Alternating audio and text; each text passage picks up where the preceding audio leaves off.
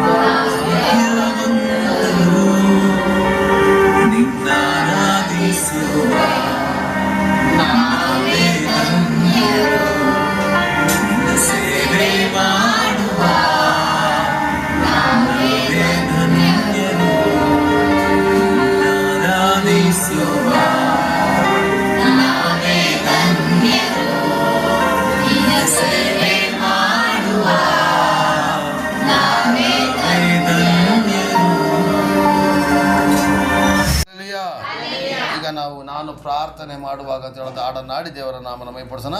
ಒಂದು 2-3 ಚರಣ ಮಾತ್ರ ಆಡೋಣ, ಅಲ್ಲಿಂದ ಎಣ್ಣಾಭಿಷೇಕ ಮಾಡಿ ದೇವರ ನಾಮನ ಮಹಿಮೆಪಡಿಸೋಣ. ಆಮೇನ್ ಆಮೇನ್ ಆಮೇನ್.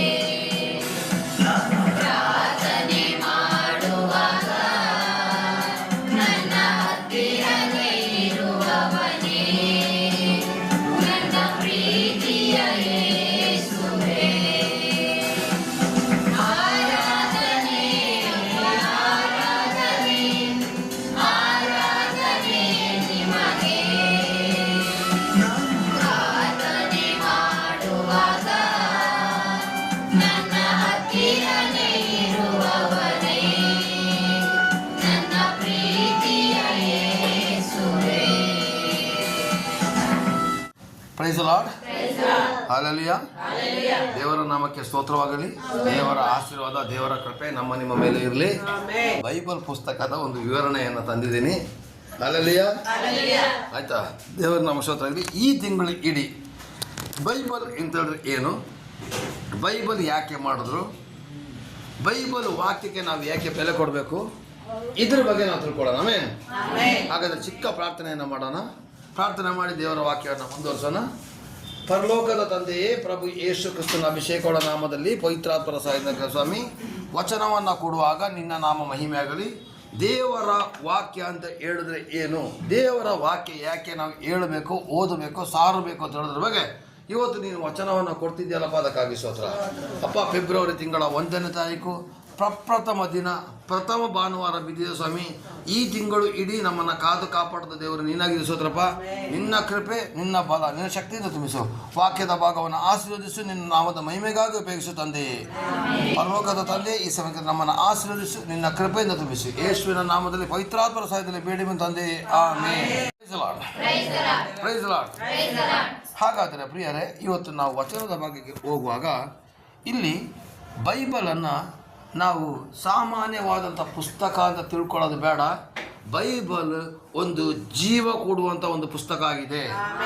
ಅದರಲ್ಲಿ ಏನು, ಜೀವ ಕೊಡುವಂಥ ಪುಸ್ತಕ ಆಗಿದೆ. ಸತ್ತು ಹೋದಂಥ ಜನಗಳಿಗೆ ಜೀವವನ್ನು ಕೊಡುವಂಥ ಒಂದು ಏಕೈಕ ಪುಸ್ತಕ ಅಂದರೆ ಅದು ಬೈಬಲ್ ಮಾತ್ರ. ಹಲ್ಲೆಲೂಯಾ. ಬೈಬಲನ್ನು ನಾವು ಗೌರವಿಸಬೇಕು, ಬೈಬಲನ್ನು ನಾವು ಪ್ರೀತಿಸಬೇಕು, ಬೈಬಲನ್ನು ನಾವು ಆ ಒಂದು ಭಯಭಕ್ತಿಯಿಂದ ನಾವು ನೋಡಬೇಕು ಪ್ರಿಯರೇ. ಆಮೇನ್, ಆಮೇನ್, ಹಲ್ಲೆಲೂಯಾ. ಇವತ್ತು ಕೆಲವೊಂದು ಮನೆಗಳಲ್ಲಿ ಬೈಬಲ್ ಯಾವ ಥರ ಇಡ್ತಾ ಇದ್ದಾರೆ, ತಗೊಂಡೋಗಿ ಟಿ ವಿ ಮೇಲೆ, ಗಾಡ್ರೇಜ್ ಮೇಲೆ, ಮಂಚದ ಮೇಲೆ, ಬೆಡ್ನ ಮೇಲೆ ಎಲ್ಲ ಇರ್ತದೆ. ಬೈಬಲ್ ಇಡ್ಲಿಕ್ಕೆ ಅಂತ ಒಂದು ಜಾಗ ಮಾಡಿ. ಹಲ್ಲೆಲೂಯಾ. ಇವತ್ತು ಮುಸ್ಲಿಂ ಸಹೋದರರು ಏನು ಮಾಡ್ತಾರೆ ಗೊತ್ತಾ, ಅವರ ಕುರಾನ್ ಪುಸ್ತಕವನ್ನು ನೀಲಿ ಬಟ್ಟೆಯಲ್ಲಿ ಅವರು ಮಡಚಿ ಅದಕ್ಕೆ ಕಿಸ್ಸು ಕೊಟ್ಬಿಟ್ಟು ತಗೊಂಡೋಗಿ ಅಲ್ಲಿ ಇಡುವಂಥ ಜಾಗದಲ್ಲಿ ಮಾತ್ರ ಇಡ್ತಾರೆ, ಮಾತಿಲ್ಲ. ಹಲ್ಲೆಲೂಯಾ. ನಮ್ಮ ಹಿಂದೂ ಬಾಂಧವರು ಏನು ಮಾಡ್ತಾ ಇದ್ದಾರೆ, ದೇವರಿಗಾಗಿ ಒಂದು ಪ್ರತ್ಯೇಕವಾದ ಒಂದು ಕೋಣೆಯನ್ನು ಮಾಡಿ ಅದರೊಳಗಡೆ ದೇವರ ಸಾಮಾನುಗಳನ್ನ ಇಡ್ತಾರೆ. ಆಗ ಕ್ರೈಸ್ತರಾಗಿರ್ತಕ್ಕಂತಹ ಕ್ರಿಸ್ತನನ್ನು ಆರಾಧಿಸುವಂಥ ಜನಗಳು ಕ್ರಿಸ್ತನ ಒಂದು ಗೌರವ ಸೂಚಿಸುವಂಥ ಬೈಬಲ್ ಪುಸ್ತಕವನ್ನು ಇಷ್ಟ ಬಂದ ಜಾಗದಲ್ಲಿ ಇಡಬಹುದಾ? ಇವತ್ತು ಏನಾಗ್ತದೆ ಗೊತ್ತಾ, ಎಲ್ಲ ಮನೆಗೆ ನಾನು ಹೋಗಿ ನೋಡ್ತೀನಿ, ಟೇಬಲ್ ಮೇಲೆ ಬೈಬಲ್ ಇರ್ತದೆ, ಇನ್ನೊಂದು ಬೈಬಲ್ ಮಂಚದಲ್ಲಿರುತ್ತೆ, ಅವನಿಗೊಂದು ಬೈಬಲು, ಅಪ್ಪನಿಗೊಂದು ಬೈಬಲು, ಮಕ್ಕಳಿಗೊಂದು ಬೈಬಲ್ ಬಂದಿದ್ದಕ್ಕೆ ಈಗ ಪ್ರಾಬ್ಲಮ್ ಸ್ಟಾರ್ಟ್ ಆಗಿದ್ದು. ಆ ಕಾಲದಲ್ಲಿ ಬೈಬಲೇ ಸಿಗ್ತಾ ಇರಲಿಲ್ಲ, ಅದಕ್ಕೋಸ್ಕರ ಅವ್ರು ಅಷ್ಟು ಆಸೆಯಿಂದ ಓದ್ತಾ ಇದ್ರು, ಯಾರ್ದೋ ಮನೆಯಿಂದ ಇಸ್ಕೊಬಂದು ಓದ್ತಾ ಇದ್ರು. ಈಗ ಏನಾಗಿದೆ, ಎಲ್ಲರಿಗೂ ಬೈಬಲ್ ಕರ್ತಾ ಇರೋಕ್ಕೋಸ್ಕರ ಒಂದೊಂದು ಕಡೆಗಳಲ್ಲಿ ಒಂದೊಂದು ಬೈಬಲ್ ಆಗಿದೆ. ಒಂದೊಂದು ಬೈಬಲ್ ಒಬ್ಬೊಬ್ಬರು ಹೆಸರು ಬರ್ತಿಟ್ಕೊಳ್ಳಿ, 5 ಜನ 5 ಬೈಬಲ್ ಇಟ್ಕೊಳ್ಳಿ. ಮಾನ್ಯದ ಬೈಬಲ್ ಆದರೆ ಮಾನ್ಯ ಅಂತ ಬರ್ದಿಡು, ಚಂದ್ರದ ಬೈಬಲ್ ಆದರೆ ಚಂದ್ರದ ಬರ್ದಿಡು. ನಿಮ್ಮ ಹೆಸರೇನಣ್ಣ? ಗುರು. ಗುರು ಬೈಬಲ್ ಅಂದರೆ ಗುರು ಅಂತ ಬರ್ದಿಡು. ದೇವಿ ಬೈಬಲ್ ದೇವಿ ಅಂತ ಬರ್ದಿಡಿ. ನಿಮ್ಮ ಬೈಬಲ್ ಬೇಕಾದ್ರೆ ನೀವು ತಗೊಂಡು ಓದಿ, ಬೇಡ ಅಂತ ಹೇಳೋದಿಲ್ಲ. ಆದರೆ ಅದಕ್ಕೊಂದು ಸ್ಥಾನ ಕಲ್ಪಿಸಿ. ಇವತ್ತು ಮುಸ್ಲಿಮರು ಎಷ್ಟು ಚೆನ್ನಾಗಿ ಅದನ್ನು ಮಡಚಿ ಕಿಸ್ಸು ಕೊಟ್ಬಿಟ್ಟು ಇಡ್ತಾರೆ ಗೊತ್ತಾ ಬೈಬಲ್ನ, ಅಲ್ಲ ಒಂದು ಕುರಾನ್ನ. ಹಿಂದೂ ಬಾಂಧವರು ಏನು ಮಾಡ್ತಾರೆ, ಅವರಿಗೆ ಅಂತ ಹೇಳ್ತಕ್ಕಂಥ ಒಂದು ರೂಮನ್ನು ಇಟ್ಕೊಂಡು ಅವ್ರು ಮಾಡ್ತಾರೆ. ಆದರೆ ನಾವು ಎಲ್ಲೆಂದರಲ್ಲಿ ಬೈಬಲ್ ಪುಸ್ತಕವನ್ನು ಇಡಬಾರ್ದು. ಯಾಕೆಂದರೆ ಬೈಬಲ್ ಪುಸ್ತಕಕ್ಕೆ ನಾವು ಗೌರವ ಕೊಡಬೇಕು. ಒಂದು ನಿಮ್ಮ ಬ್ಯಾಗಲ್ಲಿ ತಗೊಂಡೋಗಿದ್ರೆ ಬ್ಯಾಗಲ್ಲಿ ಇರಲಿ, ಆದರೆ ಬ್ಯಾಗಿಂದ ತೆಗೆದು ಓದಿ ಆದಮೇಲೆ ಸ್ವಸ್ಥಾನದಲ್ಲಿ ಇಡಿ. ಕೆಲವು ಜನ ಪರ್ಸಲ್ಲೇ ಇಟ್ಕೊಳ್ತಾರೆ, ಇಟ್ಕೊಳ್ಳಿ, ತೊಂದರೆ ಇಲ್ಲ, ಅದು ಪರ್ಸಲ್ಲೇ ಇಟ್ಕೊಳ್ಳಿ. ಹಲ್ಲೆಲೂಯಾ. ಪರ್ಸಲ್ ತೆಗೆದುಬಿಟ್ಟು ನೆಲದ ಮೇಲೆ ಇಡೋದು, ಅಲ್ಲಿ ಬೆಂಚ್ ಸೋಫಾದ ಮೇಲೆ ಇಡೋದು, ಪುನಃ ಬೇಕಾದಾಗ ಪರ್ಸ್ ಮೇಲೆ ಇಡಬೇಡಿ. ಪರ್ಸಲ್ಲಿ ಇಡೋದು ಪರ್ಸಲ್ಲೇ ಇಟ್ಕೊಳ್ಳಿ, ಬೇಡ ಅಂತ ಹೇಳೋದಿಲ್ಲ. ಅದಕ್ಕೆ ಅಂತ ನಿಮ್ಮ ಮನೆಯಲ್ಲಿ ಒಂದು ಜಾಗವನ್ನು ಮಾಡಿ ಪ್ರಿಯರೇ, ಬೈಬಲ್ಗೆ ಗೌರವ ಕೊಡಬೇಕು, ಕೊಡಬೇಕು, ಕೊಡಬೇಕು, ಕೊಡಬೇಕು. ಆಮೆನ್.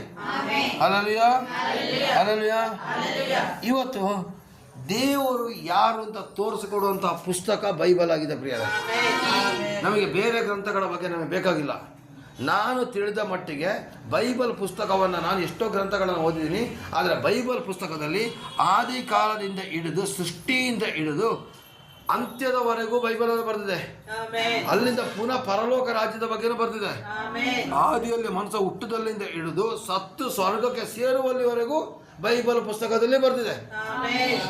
ಆದರೆ ನಾನು ನೋಡಿದ ಮಟ್ಟಿಗೆ ಎಲ್ಲೂ ಕೂಡ ಸೃಷ್ಟಿಯ ಬಗ್ಗೆ ಚೆನ್ನಾಗಿ ವಿವರಣೆ ಕೊಡುವಂಥ ಗ್ರಂಥಗಳು ನಾನಂತೂ ಓದಿಲ್ಲ, ಸಿಕ್ಕಿಲ್ಲ ನನಗೆ. ಹಲ್ಲೆಲೂಯಾ. ಇವತ್ತು ಬೈಬಲ್ ಸತ್ಯವನ್ನು ತಿಳಿಸುವಂಥ ಪುಸ್ತಕ. ಅಂದರೆ ಈ ಲೋಕದ ಸತ್ಯ ಏನು, ಪರಲೋಕದ ಸತ್ಯ ಏನು ಅಂತ ತಿಳಿಸಿಕೊಡುವಂಥ ಏಕೈಕ ಪುಸ್ತಕ ಆಗಿದೆ. ಈ ಲೋಕದ ಸತ್ಯ ಯಾವುದು ಗೊತ್ತಾ? ಪಾಪ ಮಾಡು, ಎಣ್ಣೆ ಕುಡಿ, ವ್ಯಭಿಚಾರ ಮಾಡು, ಇಲ್ಲೇ ಸ್ವರ್ಗ ಕಾಣು. ಆದರೆ ಪರಲೋಕದ ಒಂದು ಸತ್ಯ ಏನು ಗೊತ್ತಾ? ಪಾಪ ಮಾಡಬೇಡ, ಅನ್ಯಾಯ ಮಾಡಬೇಡ, ವ್ಯಭಿಚಾರ ಮಾಡಬೇಡ, ಮೋಸ ಮಾಡಬೇಡ, ಕುಡಿಬೇಡ, ಮಜಾ ಮಾಡಬೇಡ ಅಂತ ಹೇಳೋದೇ ಪರಲೋಕದ ಒಂದು ಜ್ಞಾನ. ಹಾಗಾದರೆ ಈ ಲೋಕದ ಸತ್ಯವನ್ನು ತಪ್ಪಿಸಿ ಪರಲೋಕದ ಸತ್ಯದ ಕಡೆಗೆ ನಡೆಸುವಂತಹ ಪುಸ್ತಕವೇ ಬೈಬಲ್ ಪುಸ್ತಕ ಆಗಿದೆ. ಹಲ್ಲೆಲೂಯಾ. ಎಲ್ಲ ನನಗೆ ಓದಿದಂತಹ 4 ಗ್ರಂಥಗಳ ಪ್ರಕಾರ ಅದು ಒಂದೇ ಒಂದು ದೇವರ ಬಗ್ಗೆ ಮತ್ತೆ ಸಂಬಂಧದ ಒಂದೇ ಒಂದು ದೇವರ ಬಗ್ಗೆ ಮಾತ್ರ ವರ್ಣಿಸಲಾಗಿದೆ. ಆದರೆ ಈ ಬೈಬಲ್ ಪುಸ್ತಕದಲ್ಲಿ ದೇವರು ಮತ್ತು ಮನುಷ್ಯರ ಒಳಗಡೆ ಇರುವಂಥ ಸಂಬಂಧದ ಬಗ್ಗೆ ತಿಳಿಸಿದ ಪ್ರಿಯರೇ. ದೇವರು ಮತ್ತು ಮನುಷ್ಯ ಅಪ್ಪ ಮಕ್ಕಳ ರೀತಿಯಿಂದ ಬರೆದಿದೆ. ದೇವರನ್ನು ನೀವು ತಂದೆ ಅಂತ ಕರೀರಿ ಅಂತೇಳಿ ಒಂದೇ ಸಂಸಾರವಾಗಿ ಬಂದಿದ್ದಾರೆ ದೇವರು. ಅದನ್ನು ತೋರಿಸ್ಕೊಡುವಂಥ ಪುಸ್ತಕನೇ ಬೈಬಲ್ ಆಗಿದೆ. ಹಲ್ಲೆಲೂಯಾ. ನೆಕ್ಸ್ಟ್ 5ನೇದಾಗಿ ಬಿಡುಗಡೆಯನ್ನು ಕೊಡುವಂಥ ಪುಸ್ತಕ. ದೇವರ ವಾಕ್ಯ ಓದ್ತಾ ಇದ್ದಾಗಲೇ ನಿಮ್ಮ ಮನೆಯಲ್ಲಿ ಅಂಧಕಾರ ಶಕ್ತಿಗಳು ಬಿಟ್ಟು ಹೋಗ್ತದೆ, ದುಷ್ಟನ ಕಾರ್ಯಗಳು ಬಿಟ್ಟು ಹೋಗ್ತದೆ, ದುರಾತ್ಮನ ಕಾರ್ಯಗಳು ಬಿಟ್ಟು ಹೋಗ್ತದೆ, ಮಾಟ ಮಂತ್ರಗಳ ಶಕ್ತಿಗಳು ಯೇಸುವಿನ ನಾಮದಲ್ಲಿ ಅಡಗಿ ಹೋಗ್ತದೆ. ಯಾಕೆಂದರೆ ಈ ಒಂದು ಪುಸ್ತಕದಲ್ಲಿ ವಾಕ್ಯಕ್ಕೆ ಅಷ್ಟು ಬಲ ಇದೆ, ಅಷ್ಟು ಶಕ್ತಿ ಇದೆ, ಅದನ್ನು ಅನುಭವಿಸಿರೋದು ಗೊತ್ತಿದೆ. ಅಕಸ್ಮಾತ್ ನೀವು ಅನುಭವಿಸ್ಲಿಲ್ಲ ಅಂದರೆ ನೀವು ಕ್ರೈಸ್ತರಲ್ಲದಿದ್ರು ಬಂದು ಇಲ್ಲಿ ಕೂರ್ತಾ ಇರಲಿಲ್ಲ. ದೇವರ ಶಕ್ತಿ ಕಂಡಿರೋದಕ್ಕೆ ನೀವೆಲ್ಲ ಬಂದು ಇಲ್ಲಿ ಕೂತಿರೋದು. ಅಲ್ಲಲ್ಲಿಯ ನಿಜ ಅಂತ ಹೇಳೋರು ಮಾತ್ರ ಆಮೇಲೆ ಹೇಳಿ, ಸುಮ್ಮನೆ ಹೇಳಕ್ ಹೋಗ್ಬೇಡಿ. ಯೇಸುವಿನ ವಾಕ್ಯದ ಸತ್ಯ ಗೊತ್ತಾಗಿ ನಿಮ್ಮ ಮನೆಯಲ್ಲಿ ಅದ್ಭುತ ಆಗಿ ನಿಮ್ಮ ಮನೆಯಲ್ಲಿ ಬಿಡುಗಡೆ ಕಂಡಿದ್ದಕ್ಕೋಸ್ಕರ ನೀವು ಇಲ್ಲಿ ಬಂದು ಕೂತಿರೋದು. ನಿಜ ಅಲ್ವಾ? ಗ್ಯಾರಂಟಿ ಅಲ್ವಾ? ಇದು ನಮ್ಮನ್ನ ಪರಿಶುದ್ಧ ಮಾಡುವಂತ ಪುಸ್ತಕವಾಗಿದೆ. 2-3 ವಾರ ಬಿಡದೇನೆ ಚರ್ಚಿಗೆ ಬಂದವರು ಕರೆಕ್ಟಾಗಿ ವಾಕ್ಯ ಕೇಳ್ಕೊಬಿಟ್ರೆ ನಮಗೆ ಕುಡಿಯೋದಕ್ಕೆ ಮನಸ್ಸು ಬರೋದಿಲ್ಲ, ಮೋಸ ಮಾಡೋಕೆ ಮನಸ್ಸು ಬರೋದಿಲ್ಲ, ಸುಳ್ಳು ಹೇಳಕ್ ಮನಸ್ಸು ಬರೋದಿಲ್ಲ, ಅನ್ಯಾಯ ಮಾಡಕ್ ಮನಸ್ಸು ಬರೋದಿಲ್ಲ. ಗ್ಯಾರಂಟಿ. ನಿಜಾನ? ನಿಜ ತಾನೆ? ನಾವು ವಾಕ್ಯ ಕೊಡುವಾಗ ಚುಚ್ಚಿದಂಗೆ ಆಗೋದಿಲ್ವಾ? ನನಗೆ ಚುಚ್ಚಿದಂಗೆ ಆಗ್ತದೆ, ಮತ್ತೆ ನಿಮಗೆ ಚುಚ್ಚಿದಂಗೆ ಆಗೋದಿಲ್ವಾ? ಅಲ್ಲಲ್ವಾ? ವಾಕ್ಯವು ನಮ್ಮನ್ನು ಸೈತಾನನಿಂದ ತಪ್ಪಿಸಿ ಪರಲೋಕದ ದೇವರ ಸನ್ನಿಧಾನಕ್ಕೆ ಸೇರಿಸ್ತದೆ. ಈ ಬೈಬಲ್ ಏನ್ ಮಾಡ್ತದೆ? ಸೈತಾನನಿಂದ ತಪ್ಪಿಸಿ ಪರಲೋಕ ರಾಜ್ಯದ ದೇವರ ಹತ್ರ ತಲುಪಿಸ್ತದೆ. ಆಮೇಲೆ ಅವತ್ತು ಕೀರ್ತನ ಫೋನ್ ಮಾಡಿದ್ಲು, ಈ ಥರದ ಪ್ರಾಬ್ಲಮ್ ಆಗ್ತಾ ಇದೆ ಅಂತ ಹೇಳಿ. ನಿನ್ನ ಒಳಗಡೆ ಏಸು ಕ್ರಿಸ್ತ, ನೀ ಸೈತಾನಿ ಭಯಪಡಬೇಡ ಮಗಳ ಅಂತೇಳಿ. ಏನಾದ್ರು ಆಯ್ತಾ? ಕನಸಲಾದ್ರೆ ಕಾಣ್ತಾ ಇಲ್ಲ. ಹಲ್ಲೆಲೂಯ. ನಮ್ಮ ಮಕ್ಕಳಿಗೆ ನಾ ಧೈರ್ಯ ಕೊಟ್ಟೆ. ಆಮೇನ್. ಹಾಗಾದ್ರೆ ಈಗ ಬೈಬಲ್ ವಾಕ್ಯದ ಬಗ್ಗೆ ನಾವು ನೋಡ್ಕೊಳ್ಳೋ. ಹಾಗಾದ್ರೆ ವಾಕ್ಯ ಯಾರು? ಜೋರಾಗಿ ಹೇಳ್ಬೇಕು. ವಾಕ್ಯ ಯಾರು? ರಾಜಮಂಡಿ ಹೇಳಿದ್ಮೇಲೆ ನೀವು ಹೇಳ್ತಿದ್ರು, ನಿಮ್ಗೆ ಮೊದಲೇ ಗೊತ್ತಿತ್ತು? ಜೋರಾಗಿ ಹೇಳ್ಬೇಕು. ಪರವಾಗಿಲ್ಲ, ನಮ್ಮಲ್ಲೂ ಬುದ್ಧಿವಂತರಿದ್ದಾರೆ. ವಾಕ್ಯ ಯಾರು? ಯೇಸು ಸ್ವಾಮಿ ಯಾರು? Very good. ಏನು? ಯೇಸು ಸ್ವಾಮಿ ಯಾರು? ವಾಕ್ಯ ಯಾರು? ಆಗ ಈ ವಾಕ್ಯ ಓದಿದ್ರೆ ಇದು ಯೇಸು ಸ್ವಾಮಿನೇ ಓದ್ದಂಗೆ. ವಾಕ್ಯ ಓದಿದ್ರೆ ಯೇಸು ಸ್ವಾಮಿನೇ ತಿಳ್ಕೊಂಡಂಗೆ. ಅದಕ್ಕೇನೆ ಬೈಬಲ್ ವಾಕ್ಯಕ್ಕೆ ಗೌರವ ಕೊಟ್ಟಿರೋದು. ಈ ವಾಕ್ಯ ದೇವರೇ ಮಾತಾಡಿರ್ತಕ್ಕಂಥ ಮಾತು. ಸುಮಾರು 40 ಜನ ಗ್ರಂಥಕರ್ತರ ಜೊತೆ ದೇವರು ಮಾತಾಡಿಸಿ ಈ ಬೈಬಲ್ ಪುಸ್ತಕ ಆಗಿದೆ. ಆದರೆ ಮತ್ತಾಯ, ಮಾರ್ಕ, ಲೂಕ, ಯೋಹಾನ ಇದು 4ರಲ್ಲಿ ಯೇಸು ಸ್ವಾಮಿನೇ ಖುದ್ದಾಗಿ ಮಾತಾಡಿರ್ತಕ್ಕಂಥ ಸಂಗತಿಗಳಿದೆ. ಹಲ್ಲೆಲೂಯಾ. ಈಗ ಬಂದಿರತಕ್ಕಂಥ ಹೊಸ ಬೈಬಲ್ಗಳಲ್ಲಿ ಕೆಂಪು ಅಕ್ಷರದಲ್ಲಿ ಬರ್ದಿದೆಯಲ್ಲ, ಅದೆಲ್ಲ ಯೇಸು ಸ್ವಾಮಿನೇ ಸ್ವಂತ ಮಾತಾಡಿರುವಂಥದ್ದು, ಅವರ ಬಾಯಿಂದನೇ ಮಾತಾಡಿರ್ತಕ್ಕಂಥದ್ದು. ಆಮೇಲೆ ಪ್ರೈಸ್ ದಿ ಲಾರ್ಡ್. ಬಾಕಿ ಬ್ಲ್ಯಾಕ್ ಅಕ್ಷರದಲ್ಲಿ ಇದೆಯಲ್ಲ, ಅದು ಗ್ರಂಥಕರ್ತರು ಬರೆದಿರ್ತಕ್ಕಂಥದ್ದು. ಆಮೇಲೆ ಪ್ರೈಸ್ ದಿ ಲಾರ್ಡ್. ಏನೇ ಇರಲಿ, ಹಾಗಾದರೆ ಯೇಸು ಸ್ವಾಮಿ ಯಾರು ಅಂತ ನಾವು ನೋಡೋಣ. ಆ ಯೋಹಾನ 1:1 ನಾವು ನೋಡೋಣ ಪ್ರಿಯರೇ. ಯೋಹಾನ 1:1 ಮತ್ತು 2ನೇ ವಾಕ್ಯ ನೋಡಿ. ಯೇಸು ಸ್ವಾಮಿ ಯಾರು ನೋಡೋಣ. ಓದಿ, ಜೋರ ಓದಬೇಕು. ಆದಿಯಲ್ಲಿ ವಾಕ್ಯವಿತ್ತು, ಆ ವಾಕ್ಯವು ದೇವರ ಬಳಿಯಲ್ಲಿತ್ತು, ಆ ವಾಕ್ಯವು ದೇವರಾಗಿತ್ತು, ಆ ವಾಕ್ಯವೆಂಬುದು ಆದಿಯಲ್ಲಿ ದೇವರ ಬಳಿಯಲ್ಲಿದ್ದನು, ಆತನ ಮೂಲಕವಾಗಿ ಸಮಸ್ತವು ಉಂಟಾಯಿತು, ಉಂಟಾಗಿರುವ ವಸ್ತುಗಳಲ್ಲಿ ಆತನಿಲ್ಲದೆ ಒಂದಾದರೂ ಉಂಟಾಗಲಿಲ್ಲ. ಆತನಲ್ಲಿ ಜೀವವಿತ್ತು, ಆ ಜೀವವು ಮನುಷ್ಯರಿಗೆ ಬೆಳಕಾಗಿತ್ತು, ಬೆಳಕು ಕತ್ತಲಾಗಲಿಲ್ಲ, ಪ್ರಕಾಶಿಸುತ್ತದೆ, ಕತ್ತಲು ಅದನ್ನು ಮುಸುಕಲಿಲ್ಲ. ಹಾಗಾದ್ರೆ ಇಲ್ಲಿ ಎಷ್ಟು ಚೆನ್ನಾಗಿ ಬರ್ತಾರೆ ನೋಡಿ. ಆದಿಯಲ್ಲಿ ವಾಕ್ಯವಿತ್ತು, ಆ ವಾಕ್ಯ ಇತ್ತು, ಆದರೆ ಅವರೇ ನನಗಾಗಿ ನಿನಗಾಗಿ ಮನುಷ್ಯರಾಗಿ ಬಂದರು ಅಷ್ಟೇ. ಆ ವಾಕ್ಯ ಮತ್ತೆ ಕೊಡ್ತೀನಿ ಆಯ್ತಾ. ಆದಿಯಲ್ಲಿ ವಾಕ್ಯವಿತ್ತು. ಯಾವುದಿತ್ತು? ಈ ಬೈಬಲ್ನಲ್ಲಿ ಬರೆದಿರ್ತಕ್ಕಂಥ ವಾಕ್ಯ ಆದಿಯಲ್ಲೇ ಇದ್ದಂಥದ್ದು, ನಿನ್ನೆ ಮೊನ್ನೆ ಅಲ್ಲ, 2000 ವರ್ಷಗಳ ಹಿಂದೆ ಅಲ್ಲ. ಸುಮಾರು ಜನ ಹೇಳ್ತಾರೆ 2000 ವರ್ಷನೇ ಆಗಿರೋದು ನಿಮ್ಮ ದೇವರು ಬಂದು ಅಂತೇಳಿ. ನಮ್ಮ ದೇವರು ಬಂದು 2000 ವರ್ಷ ಆಗಿಲ್ಲ. ನಮ್ಮ ದೇವರು ಮನುಷ್ಯನಾಗಿ ಬಂದು 2000 ವರ್ಷ ಆಯ್ತಷ್ಟೇ. ಆದರೆ ನಮ್ಮ ದೇವರು ದೇವರಾಗಿ ಆದಿ ಕಾಲದಿಂದಲೇ ಇದ್ದಂಥವ್ರು. ಅವರಿಗೆ ಮೊದಲೇ ಇಲ್ಲ, ಅವರಿಗೆ ಪ್ರಾರಂಭನೇ ಇಲ್ಲ. ಆದಿಯಲ್ಲೇ ಇದ್ದವರು, ಆದಿಯಲ್ಲಿ ವಾಕ್ಯ. ಆ ವಾಕ್ಯವು ದೇವರ ಬಳಿಯಲ್ಲಿತ್ತು, ಆ ವಾಕ್ಯವು ದೇವರಾಗಿತ್ತು. ಹಾಗಾದರೆ ನಿಮ್ಮ ಕೈಯಲ್ಲಿರ್ತಕ್ಕಂಥ ಬೈಬಲ್ ಪುಸ್ತಕದ ವಾಕ್ಯ ದೇವರೇ ಆಗಿದ್ದಾರೆ. ನಾನು ಸುಮಾರು ಹಳ್ಳಿಗಳಲ್ಲಿ ಕೇಳಿದ್ದೀನಿ, ಅಂಕಲ್ ನಿಮಗೆ ಫೋನ್ ಮಾಡಿ ಸಿಗ್ಲಿಲ್ವಾ? ಕೊನೆಗೆ ನಾ ಬೈಬಲ್ನ ತಗೊಂಡೋಗಿ ನನ್ನ ಮಗಳ ಮೇಲೆ ಇಟ್ಟೆ, ದೆವ್ವ ಬಿಟ್ಟೋಗ್ಬಿಡ್ತು. ಸುಮಾರು ಜನ ಓದದೇ ಇರೋರು ನನಗೆ ಹೇಳಿದ್ದಾರೆ. ಅದು ಅವರ ನಂಬಿಕೆಗೆ ಬೈಬಲ್ ಇಟ್ಟ ತಕ್ಷಣ ದೆವ್ವ ಬಿಟ್ಟೋಗ್ತದೆ. ಅಲ್ಲಲ್ಲ ನೋಡಿ, ಬೈಬಲ್ನ ವಾಕ್ಯದ ಮೇಲೆ ನಂಬಿಕೆ ಇಟ್ಟವ್ರಿಗೆ ಓದೋ ಗೊತ್ತಿಲ್ಲ, ತಗೊಂಡೋಗ್ಬಿಟ್ಟು ಮಾಡ್ತಾರೆ. ಕೆಲವೊಂದು ಜನ ಹೇಳ್ತಾರೆ ಅಂಕಲ್ ನನಗೆ ನಿದ್ರೆನೇ ಬರ್ತಾ ಇರಲಿಲ್ಲ ಅಂಕಲ್, ಇರ್ಲಿ ಅಂತ ಬೈಬಲ್ನ ತಲೆ ದಿಂಬುಗಳ ಇಟ್ಕೊಂಡೆ ನನಗೆ ಒಳ್ಳೆ ನಿದ್ರೆ ಬಂದ್ಬಿಡ್ತು. ಅಂದರೆ ನಾನು ನಂಬ್ತೀನಿ, ಅವ್ರು ಏಸಪ್ಪನ ತೊಡೆ ಮೇಲೆ ಮಲ್ಕೊಂಡಿದ್ರು, ಏಸಪ್ಪನ ಮಡಲ ಮೇಲೆ ಮಲ್ಕೊಂಡಿದ್ರು, ಅದಕ್ಕೆ ಒಳ್ಳೆ ನಿದ್ರೆ ಕೊಟ್ಟಿದ್ದಾರೆ. ವಾಕ್ಯ ಚಿನ್ನ ಕಾಣಮ್ಮ, ವಾಕ್ಯ ಮುತ್ತು ಕಾಣಮ್ಮ. ಅಲ್ಲಲ್ಲಿಯ ಕೇಳಿಸ್ತಾ ಇದ್ದಾರೆ ರಾಚಪ್ಪ ಅಂಕಲ್? ಕೇಳಿಸ್ತೈತೆ ಗುರು? ಲಿಗಂತ ಎಲ್ಲಿದ್ದಾನೆ? ಈ ಕಡೆ ಪಾಪ, ಇಲ್ಲಿ ಕೂತ್ಕೊಪ್ಪ. ನಾಳೆ ದೊಡ್ಡದಾಗಲಿ ಪ್ರಾರ್ಥನೆ ಮಾಡ್ಕೊಳ್ಳಿ, ರೂಮ್ ಒಳಗಡೆ ಸೇರ್ಕೊಳ್ಳೋದೇ ಬೇಕಾಗಿಲ್ಲ. ಬನ್ನಿ. ಅಲ್ಲಲ್ಲಿಯ ಆಲಯ ದೊಡ್ಡದಾಗಲಿ ಅಂತ ಪ್ರಾರ್ಥನೆ ಮಾಡಿ. ಅಲ್ಲಲ್ಲಿಯ ಆ ವಾಕ್ಯವು ದೇವರಾಗಿತ್ತು. ಹಾಗಾದರೆ ಈ ವಾಕ್ಯ ಯಾವ್ದು ಗೊತ್ತಾ? ದೇವರು. ನೀವು ವಾಕ್ಯಕ್ಕೆ ಬೆಲೆ ಕೊಡ್ಲಿಲ್ಲ ಅಂದ್ರೆ ದೇವರಿಗೆ ಬೆಲೆ ಕೊಡ್ತಾ ಇಲ್ಲ ಅಂತ ಅರ್ಥ. ಇವತ್ತು ನಾವು ವಾಕ್ಯ ಓದ್ತೀವಿ, ಬಾರ ಬೇಗ ಬಾಪ ಅಲ್ಲೇ ಕೂತ್ಕೋ. ಅದೇ ಸ್ವಲ್ಪ ಅಡ್ಜಸ್ಟ್ಮೆಂಟ್ ಮಾಡ್ಕೊಂಡು ಕೂತ್ಕೊಳ್ಳಿ, ತೊಂದರೆ ಇಲ್ಲ. ಮಾತಾಡಬೇಡಿ. ಸ್ವಲ್ಪ ಮುಂದಕ್ಕೆ ಬನ್ನಿ. ಎಲ್ಲ ನೋಡೋಣ, ಎಲ್ಲ ಮುಂದಕ್ಕೆ ಒಂದೊಂದು ಹೆಜ್ಜೆ ಮುಂದಕ್ಕೆ ಬನ್ನಿ. ಅಲ್ಲಲ್ಲಿಯಾ ಪ್ರೈಸ್ ಲಾರ್ಡ್. ಹಾಗಾದ್ರೆ ವಾಕ್ಯ ದೇವರಾಗಿರ್ತದ್ರೆ ಪ್ರಿಯರೇ, ಈ ಬೈಬಲಲ್ಲಿ ಬರೆದಿರೋ ಒಂದೊಂದು ವಾಕ್ಯನೂ ಕೂಡ ದೇವರಾಗಿದ್ದಾರೆ. ನೀವು ಈ ವಾಕ್ಯಕ್ಕೆ ಬೆಲೆ ಕೊಡ್ಲಿಲ್ವಾ, ದೇವರು ನಿಮಗೆ ಬೆಲೆ ಕೊಡೋದಿಲ್ಲ.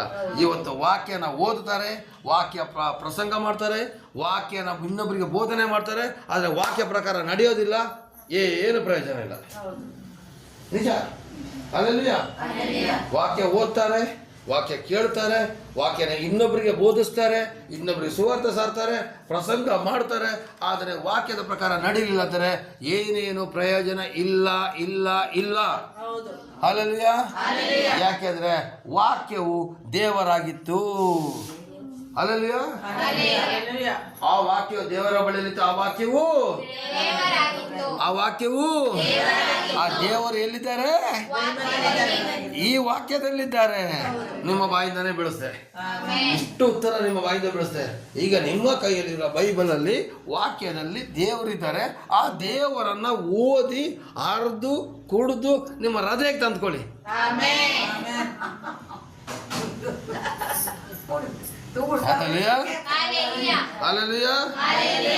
ಆ ವಾಕ್ಯನ ಓದಿ ಅರ್ಗಿಸ್ಕೊಂಡು ನಿಮ್ಮ ಹೃದಯಕ್ಕೆ ತಂದ್ಕೊಳ್ಳಿ. ಅಲ್ಲಲ್ಲಿಯ ಬೈಬಲ್ ಪುಸ್ತಕದಲ್ಲಿ ಇರಬಾರ್ದು, ನಿಮ್ಮ ಹೃದಯದಲ್ಲಿ ಇರಬೇಕು. ಅಲ್ಲಲ್ಲಿಯ ಅದಕ್ಕೊಂದು ವಾಕ್ಯನ ಎಲ್ಲೋ ಒಂದು ಕಡೆ ನೋಡಿದ್ದೀನಿ. 1 ಕೊರಿಂಥ 3:3 ಕಾಣ್ತೇವೆ. ನೋಡೋಣ ಒಂದು ನಿಮಿಷ. 1 ಕೊರಿಂಥ 3:3 ತೆಗೀರಿ ನೋಡೋಣ. ಅಲ್ಲ, ಇಲ್ಲ, 2 ಕೊರಿಂಥ 3:3 ತೆಗೀರಿ. ಮಾತಾಡಬೇಡಿ. 2 ಕೊರಿಂಥ 3:3 ಬೇಗ ನೋಡಿ. ಅಲ್ಲಲ್ಲಿಯ 2 ಕೊರಿಂಥ 3:3 2 ಕೊರಿಂಥ 3:3 ಇದನ್ನ ಓದಿ. ಈ ಬೈಬಲ್ ಇರೋ ವಾಕ್ಯ ಮಸಿಯಿಂದ ಬರೆದಿರೋದು. ಬೈಬಲ್ ಅರ್ಧೋಗ್ಬಿಡ್ತದೆ. ಅರ್ಧೋಗಾದ್ಮೇಲೆ ಅದನ್ನ ಮೂಲೆಗೆ ಹಾಕ್ತೀವಿ, ಇನ್ನೊಂದು ಹೊಸ ಬೈಬಲ್ ತಗೊಳ್ತೀವಿ. ಆದರೆ ದೇವ್ರು ಹೇಳ್ತಾರೆ, ಅವತ್ತು ದೇವರ ವಾಕ್ಯನ ಮಸಿಯಲ್ಲಿ ನಾವು ಬೈಬಲಲ್ಲಿ ಬರೆದಿದ್ದೀವಿ. ಅದು ಕೂಡ ದೇವರ ಒಂದು ಶಕ್ತಿ ಇರುವಂಥ ವಾಕ್ಯ. ಆ ಮಸಿಗೆ ಬೆಲೆ ಅಲ್ಲ, ಆ ಪುಸ್ತಕಕ್ಕೆ ಬೆಲೆ ಅಲ್ಲ, ಆ ವಾಕ್ಯಕ್ಕೆ ಬೆಲೆ. ಅಲ್ಲಲ್ಲಿಯ ಮಸಿಗೆ ಬೆಲೆ ಅಲ್ಲ, ಬೈಬಲ್ ಪುಸ್ತಕಕ್ಕೆ ಬೆಲೆ ಅಲ್ಲ, ಅದರಲ್ಲಿ ಬರೆದಿರೋ ವಾಕ್ಯಕ್ಕೆ ಬೆಲೆ. ಅಲ್ಲಲ್ಲಿಯ ವಾಕ್ಯಕ್ಕೆ ಬೆಲೆ. ಆ ವಾಕ್ಯ ಮಸಿಯಲ್ಲಿ ಇರುವಂಥದ್ದು, ಪುಸ್ತಕದಲ್ಲಿ ಇರುವಂಥದ್ದು ಇವತ್ತು ನಿಮ್ಮ ಹೃದಯದೊಳಗೆ ಬರಲಿದ್ದಕ್ಕೆ 2 ಕೊರಿಂಥ 3:3 ವಾಕ್ಯ ಓದಿ. ಕ್ರಿಸ್ತನು ನಮ್ಮ ಕೈಯಿಂದ ಬರೆಸಿಕೊಟ್ಟ ಪವಿತ್ರ ಪತ್ರವಾಗಿದೆ. ಓದು ಕೀರ್ತನ ಓದು. ಕ್ರಿಸ್ತನು ನಮ್ಮ ಕೈಯಿಂದ ಬರೆಸಿಕೊಟ್ಟ ಪತ್ರವಾಗಿದ್ದೀರೆಂಬುದು ಪ್ರತ್ಯಕ್ಷವಾಗಿಯೇ ಇದೆ. ಅದು ಮಸಿಯಿಂದ ಬರೆದದ್ದಲ್ಲ.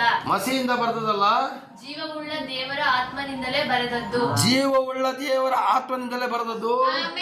ಕಲ್ಲಿನ ಮೇಲೆ ಎಲ್ಲ ಮನುಷ್ಯ ಹೃದಯಗಳೆಂಬ ಅಲಿಗೆಗಳ ಮೇಲೆ ಬರೆದದ್ದು. ಕಲ್ಲಿನ ಮೇಲೆ ಬರೆದಲ್ಲ, ಮಸಿಯಿಂದ ಬರೆದಲ್ಲ, ದೇವರ ಆತ್ಮನಿಂದ ನಿಮ್ಮ ಹೃದಯಗಳ ಮೇಲೆ ಬರೆಯಲ್ಪಟ್ಟಿದೆ. ಯಾವ್ದ್ರ ಮೇಲೆ ಬರೆಯಲ್ಪಟ್ಟಿದೆ? ಹೃದಯಗಳ ಮೇಲೆ ಬರೆಯಲ್ಪಟ್ಟಿದೆ. ಹಲ್ಲೆಲೂಯ. ಹೃದಯಗಳ ಮೇಲೆ ಬರೆಯಲ್ಪಡಬೇಕು ಅಕ್ಷರಗಳು. ನೋಡಿ, ಕ್ರಿಸ್ತನು ನಮ್ಮ ಕೈಯಿಂದ ಬರೆಸಿಕೊಟ್ಟ ಪತ್ರವಾಗಿದ್ದು ಪ್ರತ್ಯಕ್ಷವಾಗಿದೆ.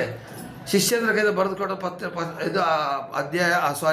ಪತ್ರಿಕೆ ನಮ್ಮ ಕಡೆಯಲ್ಲಿ ಪ್ರತ್ಯಕ್ಷವಾಗಿ ಕಾಣ್ತಾ ಇದೆ. ಇದು ಅದು ಮಸಿಯಿಂದ ಬರೆದದಲ್ಲ. ಈಗ ಜೀವವುಳ್ಳ ದೇವರಾತ್ಮನಿಂದಲೇ ಬರೆದದು, ಕಲ್ಲಿನ ಮೇಲೆ ಬರೆದಲ್ಲ, ಮನುಷ್ಯನ ಹೃದಯದ ಅಲಿಕೆಯ ಮೇಲೆ ಬರೆದಿರುವಂಥದ್ದು. ಹಾಗಾದರೆ ಯಾರ್ಯಾರ ಹೃದಯದಲ್ಲಿ ಯೇಸುವಿನ ವಾಕ್ಯ ಇದು ಇಲ್ಲೋ ನನಗಂತೂ ಗೊತ್ತಿಲ್ಲ. ಒಂದು ನಿಮಿಷ ಪರಿಶೀಲನೆ ಮಾಡ್ಕೊಳ್ಳಿ, ಬೈಬಲ್ ಓದಿರೋರಿಗೆ ಮಾತ್ರ ಹೃದಯದಲ್ಲಿರೋದು ಇಲ್ವಾ? ಇಲ್ಲ. ಹಾಗಾದರೆ ಓದದೇ ಇರೋರ ಕಥೆ ಏನು ಅಂತ ಕೇಳ್ಬೋದು. ಓದದೇ ಇರೋರ ಹೃದಯದಲ್ಲೂ ಬರೆಯಲ್ಪಡ್ತದೆ. ಕೇಳಿ ನಂಬಿಕೆ ಕೇಳಿ ಕೇಳಿ ಕೇಳಿ, ಮಾತಾಡಬೇಡಿ. ಯಾವನಾದ್ರೂ ಒಬ್ಬ ಹಳೆಯದಾಗ ಏನೋ ಬಾಯಿಗೆ ಬಂದು ಹೇಳ್ಬಿಡ್ತಾನೆ, ಅದನ್ನು ನೀವು ಮರೆಯೋದಿಲ್ಲಂತೆ, ನಿಮ್ಮ ಹೃದಯದಲ್ಲೇ ಬರೆದಿಟ್ಕೊಳ್ತೀರಾ. ನಿನ್ನ ನಾನು ಕೊಲೆ ಮಾಡ್ಬಿಡ್ತೀನಿ, ನಿನ್ನ ಕಚ್ಚಾಕ್ಬಿಡ್ತೀನಿ ಏ ಅಂತವಳೆ ಇಂಥವಳೆ ಹೇಳ್ತಾರೆ. ಅದು ಎಷ್ಟೋ ವರ್ಷ ಆದರೂ ನಮ್ಮ ಹೃದಯದಿಂದ ಹೋಗಿರೋದಿಲ್ಲ. ಅದನ್ನು ಬರೆದಿಟ್ಕೊಂಡಿರ್ತಾರೆ ನೋಡಿ, ಅವರೆಲ್ಲ ಸೈತಾನ ಮಕ್ಕಳು. ದೇವರ ವಾಕ್ಯ ಎಷ್ಟು ಹೇಳಿದ್ರು ಕೂಡ ಅದು ನಿಲ್ಲೋದೇ ಇಲ್ಲ ಅಂದ್ರೆ ಅದರ ಅರ್ಥ ಏನು? ಆ ಹಳೇದು ಇನ್ನೂ ಜೀವಮಾನ ನಿಮ್ಮಲ್ಲಿ ಇದೆ. ಇನ್ನು ಒಳಸಾಕಿಲ್ಲ. ಏನಾಕಿಲ್ಲ? ಒಳಸಾಕಿಲ್ಲ. ಯಾವಾಗ ಚೆನ್ನಾಗಿ ಅರ್ಥ ಮಾಡ್ಕೊಳ್ಳಿ. ಈ ವಾರ ಇದಾದರೂ ಕೂಡ ಬರೋವಾರ ಮಿಸ್ ಮಾಡ್ದೇ ಬನ್ನಿ. ಈ ತಿಂಗಳ ಪೂರ್ತಿ ದೇವರ ವಾಕ್ಯದ ಬಗ್ಗೆನೇ ಕೊಡೋದು, ಇನ್ಯಾವುದ್ರಲ್ಲ. ಈ ತಿಂಗಳು ದೇವರ ವಾಕ್ಯವನ್ನು ಮಹಿಮೆ ಪಡಿಸುವಂಥ ತಿಂಗಳು ಇದು. ಹಲ್ಲೆಲೂಯಾ. ವಾಕ್ಯನ ಮಹಿಮೆ ಪಡಿಸಿದ್ರೆ ನಿಮ್ಮ ಮನೇಲಿ ಅದ್ಭುತ ಗ್ಯಾರಂಟಿ ಆಗ್ತದೆ. ಪ್ರತಿ ವಾರ ತಪ್ಪಿಸದೇ ಬನ್ನಿ. ಹಲ್ಲೆಲೂಯಾ. ಅಕಸ್ಮಾತ್ ಪರಿಸ್ಥಿತಿಯ ಕಾರಣ ತಪ್ಪೋಗಿದ್ರು ಕೂಡ ಯೂಟ್ಯೂಬಲ್ಲಿ ಹಾಕ್ತೀನಿ. ಹಲ್ಲೆಲೂಯಾ. ನೋಡ್ಬಿಟ್ಟು ಪ್ರಶ್ನೆ ಇದ್ರೆ ಪ್ರಶ್ನೆ ಕೇಳಿ. ಆಮೇಲೆ ಇಲ್ಲಿ ಏನಾಗಿದ್ದಾರೆ, ಆ ಒಂದು ಕಲ್ಲಿನ ಹಲಿಗೆಯ ಮೇಲೆ ಬರೆದೆ, ಅದು ಓದಿರೋರಿಗೆ ಓಕೆ. ಓದದೇ ಇರೋರಿಗೆ ಯಾವ ಥರ ಅಂತಾರೆ? ಪ್ರಕಟಣೆ, ನನಗೆ ನೋಡಿ, ನಾನು ಬರ್ಕೊಂಬಂದಿರೋ ವಾಕ್ಯನ ಕೊಡೋಕ್ಕೆ ಆಗ್ತಾಯಿಲ್ಲ ನೋಡಿ. ಪ್ರಕಟಣೆ 3:3 ಓದಿ. ಅಲ್ಲ 1:3 ಓದಿ. ಪ್ರಕಟಣೆ 1:3 ಓದಿ ನೋಡೋಣ. ಇದರಲ್ಲಿ ಏನು ಬರ್ತೀವಿ ನೋಡಿ.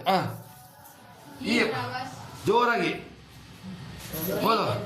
ಓದೋ. ಈ ಪ್ರವಾದನ ವಾಕ್ಯಗಳನ್ನು ಓದುವಂತವನು ಕೇಳುವಂತರು ಈ ಪ್ರವಾದನೆಯಲ್ಲಿ ಬರೆದಿರುವ ಮಾತುಗಳನ್ನು ಕೈಕೊಂಡು ನಡೆಯುವಂತವರು ಧನ್ಯರು, ಅವು ನೆರವೇರುವ ಸಮಯವು ಸಮೀಪವಾಗಿದೆ. ಈ ಪ್ರವಾದನ ವಾಕ್ಯವನ್ನ ಓದುವಂತವನು ಧನ್ಯನೇ.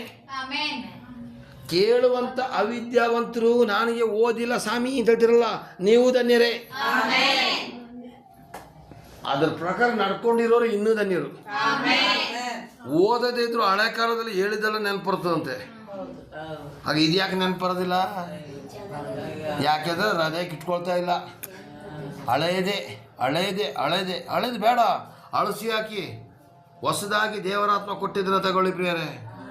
Hallelujah. Praise the Lord. Amen. Hallelujah. ಇನ್ನೂ ಹಳೆದಿನ ಬಿಡೋದಿಲ್ಲ. ಅಯ್ಯೋ ಬರೀ ಸುಳ್ಳು, ಮೋಸ, ತಟುವಟ, ವಂಚನೆ, ಹೊಟ್ಟೆ ಕಿಚ್ಚು ಎಲ್ಲ ಇದ್ರೆ ನಿಮ್ಮ ಹೃದಯದ ಮೇಲೆ ಬರೆಯೋಕ್ಕೆ ಜಾಗ ಇಲ್ಲಿದೆ, ಎಲ್ಲ ಅದೇ ತುಂಬ್ಕೊಂಡ್ಬಿಟ್ಟಿದೆಯಲ್ಲ. ಹಲ್ಲೆಲೂಯಾ. ಒಬ್ಬ ಕ್ಲಾಸ್ ಟೀಚರ್ ಬರ್ತಾರೆ, ಲೆಕ್ಕದನ್ನೆಲ್ಲ ಬೋರ್ಡಲ್ಲೇ ಬರೆದಿರ್ತಾರೆ. ಅವ್ರದ್ದು ಬೆಲ್ಲು ಹೊಡಿತಿದೆ, ಬೆಲ್ಲು ಹೊಡೆದಾದ್ಮೇಲೆ ಸಮಾಜ ಟೀಚರ್ ಬರ್ತಾರೆ. ಸಮಾಜ ಟೀಚರ್ ಬಂದ್ಮೇಲೆ ಆ ಬೋರ್ಡ್ ಮೇಲೆ ಬರೀತಾರ, ಲೆಕ್ಕನ ಅಳಿಸಾಕ್ಬಿಟ್ಟು ಅವರು ಸಮಾಜ ಬರೀತಿರ್ತಾನೆ. ಸಮಾಜ ಟೀಚರ್ ಹೋದ್ಮೇಲೆ ಹಿಂದಿ ಟೀಚರ್ ಬರ್ತಾನೆ, ಅವನೇನು ಮಾಡ್ತಾನೆ? ಬರೀತಾನೆ. ಹಾಗೆ ನೀವು ಅಷ್ಟೇ, ಸೈತಾನಂದು ಒಂದೊಂದೇ ನಿಮ್ಮದು ಕ್ಲಾಸ್ ರೂಮು, ಬೆಡ್ರೂಮ್ ಎಲ್ಲ ಇಲ್ಲೇ ಇದೆ. ಇದರ ಒಂದೊಂದೇ ಅಳಸಾಕಿದಾಗ ದೇವರಾತ್ಮ ಬಂದು ಬರೀತಾನೆ. ಹಲ್ಲೆಲೂಯಾ. ದೇವರಾತ್ಮನಿಗೆ ಅವಕಾಶ ಕೊಟ್ಟರೆ, ನಿನ್ನ ಹೃದಯದಲ್ಲಿ ಜಾಗ ಕೊಟ್ಟರೆ, ದೇವರಾತ್ಮನು ನಿನ್ನ ಹೃದಯದಲ್ಲಿ ವಾಕ್ಯವನ್ನು ಬರೀತಾನೆ. ಅದಕ್ಕೋಸ್ಕರ ಓದುವಂಥವ್ರು ಮಾತ್ರ ಅಲ್ಲ, ಕೇಳುವಂಥವ್ರು ಕೂಡ ಹೃದಯದಲ್ಲಿ ಇಟ್ಕೋಬಹುದು ಪ್ರಿಯರೇ. ನನಗೆ ಓದೋಕೆ ಗೊತ್ತಿಲ್ಲ, ನನಗೆ ಗೊತ್ತಾಗೋದಿಲ್ಲ ಸ್ವಾಮಿ, ನನಗೆ ಮರ್ತೋಗ್ತದೆ ಸ್ವಾಮಿ, ಇದು ಸುಳ್ಳು. ಇದು ಸೈತಾನ ತರುವಂಥ ನೆಪ. ದೇವ್ರ ವಾಕ್ಯ ಮರ್ತೋಗ್ತಿದ್ರೆ ಅವ್ರು ದೇವ್ರ ಮಕ್ಕಳು ಆಗ್ಲಿಕ್ಕೆ ಸಾಧ್ಯ ಇಲ್ಲ. ನಿಮ್ಮ ಅಪ್ಪನ ಮಾತ್ರ ನೀವು ಕೇಳೋದಿಲ್ಲ ಅಂತಂದ್ರೆ ಇನ್ಯಾರು ಮಾತು ಕೇಳ್ತೀಯಾ? ನಿಮ್ಮ ಅಪ್ಪ ವಾರಕ್ಕೊಂದ್ಸಲ ನಿಮ್ಮ ಜೊತೆ ಬಂದು ಮಾತಾಡ್ತಾರೆ, ನಿಮ್ಮ ಅಪ್ಪನ ಮಾತ್ರ ನೀವು ಕೇಳೋದಿಲ್ಲ. ಕಳೆದವ್ರು ಯಾವ ವಾಕ್ಯ ಕೊಟ್ಟೆ? ಮುಖ ಹಿಂಗೆ ಮಾಡ್ಕೊಂಡು ನೆಗಾಡ್ಕೊಂಡ್ರೆ ಆಯ್ತದ? ಹೋಗಲಿ, ನಿನ್ನೆ ಕೊಟ್ಟ ವಾಕ್ಯ ಯಾವುದು ಕೇಳಿದ್ರು ಗೊತ್ತಿರೋದಿಲ್ಲ. ಅದರ ಅರ್ಥ ನೀವು ಅಪ್ಪನ ಸ್ವರ ಕೇಳ್ತಾ ಇಲ್ಲ. ಕೇಳಿದ್ರು ಒಂದು ಸಲ ವಾಕ್ಯ ಮುಗಿಲಿ ಅಂತ ಕಾಯ್ತಾ ಇರ್ತೀರ ಅಂತ ಅರ್ಥ. Amen. Hallelujah. Praise the Lord. ಹಾಗಾದರೆ ನೀವು ವಾರಕ್ಕೊಂದ್ಸಲ ಬಂದು ಅಪ್ಪನ ಸ್ವರ ಕೇಳ್ತೀರಲ್ಲ, ಹಾಗೆಯೇ ದಯವಿಟ್ಟು ನಾನು ನಿಮ್ಗೆ ಹೇಳ್ತಾ ಇದ್ದೀನಿ, ಕಾನ್ಫರೆನ್ಸ್ ಕಾಲಿಗೆ ಸೇರಿ. ಬೆಳಿಗ್ಗೆ 5:30, 6 ಗಂಟೆ ಪ್ರೇ ಮಾಡಿ ಸ್ಟಾರ್ಟ್ ಮಾಡ್ತಾರೆ. ಸಾಯಂಕಾಲ 6:30 ಗಂಟೆ ಸ್ಟಾರ್ಟ್ ಆಗ್ತದೆ. 1 ಗಂಟೆ ಮಾತ್ರ ಕಾನ್ಫರೆನ್ಸ್ ಪ್ರಾರ್ಥನೆಗೂ ಸೇರಿಬಿಟ್ಟು ಪ್ರಾರ್ಥನೆ ಮಾಡಿ. ಯಾಕೆ ದಿನನಿತ್ಯ ದೇವ್ರ ಸ್ವರ ಕೇಳಬೇಕಂತ ಆಸೆ ಆಗೋದಿಲ್ವಾ? ಆಸೆ ಆಗೋದಿಲ್ಲ? ನೀನು ರಾತ್ರಿ ಎಂಥ ವಾಕ್ಯ ದೇವ್ರು ಎಷ್ಟು ಚೆನ್ನಾಗಿ ಕೊಟ್ಟರು. ಹಾಗೇನೆ ಪ್ರಿಯರನ್ನ ಹೇಳ್ತೇನೆ, ಕಾನ್ಫರೆನ್ಸ್ ಕಾಲಿಗೆ ಸೇರಿ ಪ್ರಾರ್ಥನೆ ಕಲ್ತ್ಕೊಳ್ಳಿ. ದೇವಿ ಒಬ್ಬರು ಸೇರ್ತಾ ಇದ್ದಾರೆ ದೂರದಿಂದ. ಪಾಪ ಅವಳಿಗೆ ಒಂದೊಂದ್ಸಲ ಕರೆನ್ಸಿ ಇರೋದಿಲ್ಲ, ಏನು ಮಾಡೋಕ್ಕಾಗೋದಿಲ್ಲ. ಅಲ್ಲೆಲ್ಲೂಯ. ಡ್ಯೂಟಿಯಿಂದ ಓಡ್ ಬಂದು ಸೇರ್ಕೊಳ್ತಾರೆ, ಬಾಕಿ ಇರೋರಿಗೆ ಆಗೋದಿಲ್ವ? Alleluia, alleluia. ಓಕೆ, ಹಾಗಾದರೆ ದೇವರು ಯಾರು? ಯೇಸು ಯಾರು? ವಾಕ್ಯ ಯಾರು? ಅವ್ರು ಯಾವಾಗ ಇದ್ರು? ಆದಿಯಿಂದಲೇ ಇದ್ರು. ಅವ್ರು ಯಾರಾಗಿದ್ರು? ಅವ್ರು ಯಾರಿದ್ರು? ಅದೇ ದೇವರಾಗಿದ್ರು. ಆ ದೇವರಿಗೆ ಎಲ್ಲಿದ್ದಾರೆ? ಈ ಬೈಬಲ್ನಿಂದ ವಾಕ್ಯ ಎಲ್ಲಿಗೆ ಬರಬೇಕು? Very good. ಕಲ್ತ್ಕೊಂಡ್ಬಿಟ್ರಿ ನೀವೆಲ್ಲ, ನೀವೇ ಚಪ್ಪಾಳೆ ಹೊಡ್ಕೊಳ್ಳಿ. ಕಲ್ತ್ಕೊಂಡ್ಬಿಟ್ರಿ, ಈ ವಾರದ ಕಲ್ತ್ಕೊಂಡ್ಬಿಟ್ರಿ. ಹಾಗಿದ್ರೆ ವಾಕ್ಯ ಮುಗಿಸ್ತೀನಿ. ಕಲ್ತ್ಕೊಂಡ್ಬಿಟ್ರಲ್ಲ, ಸಾಕು.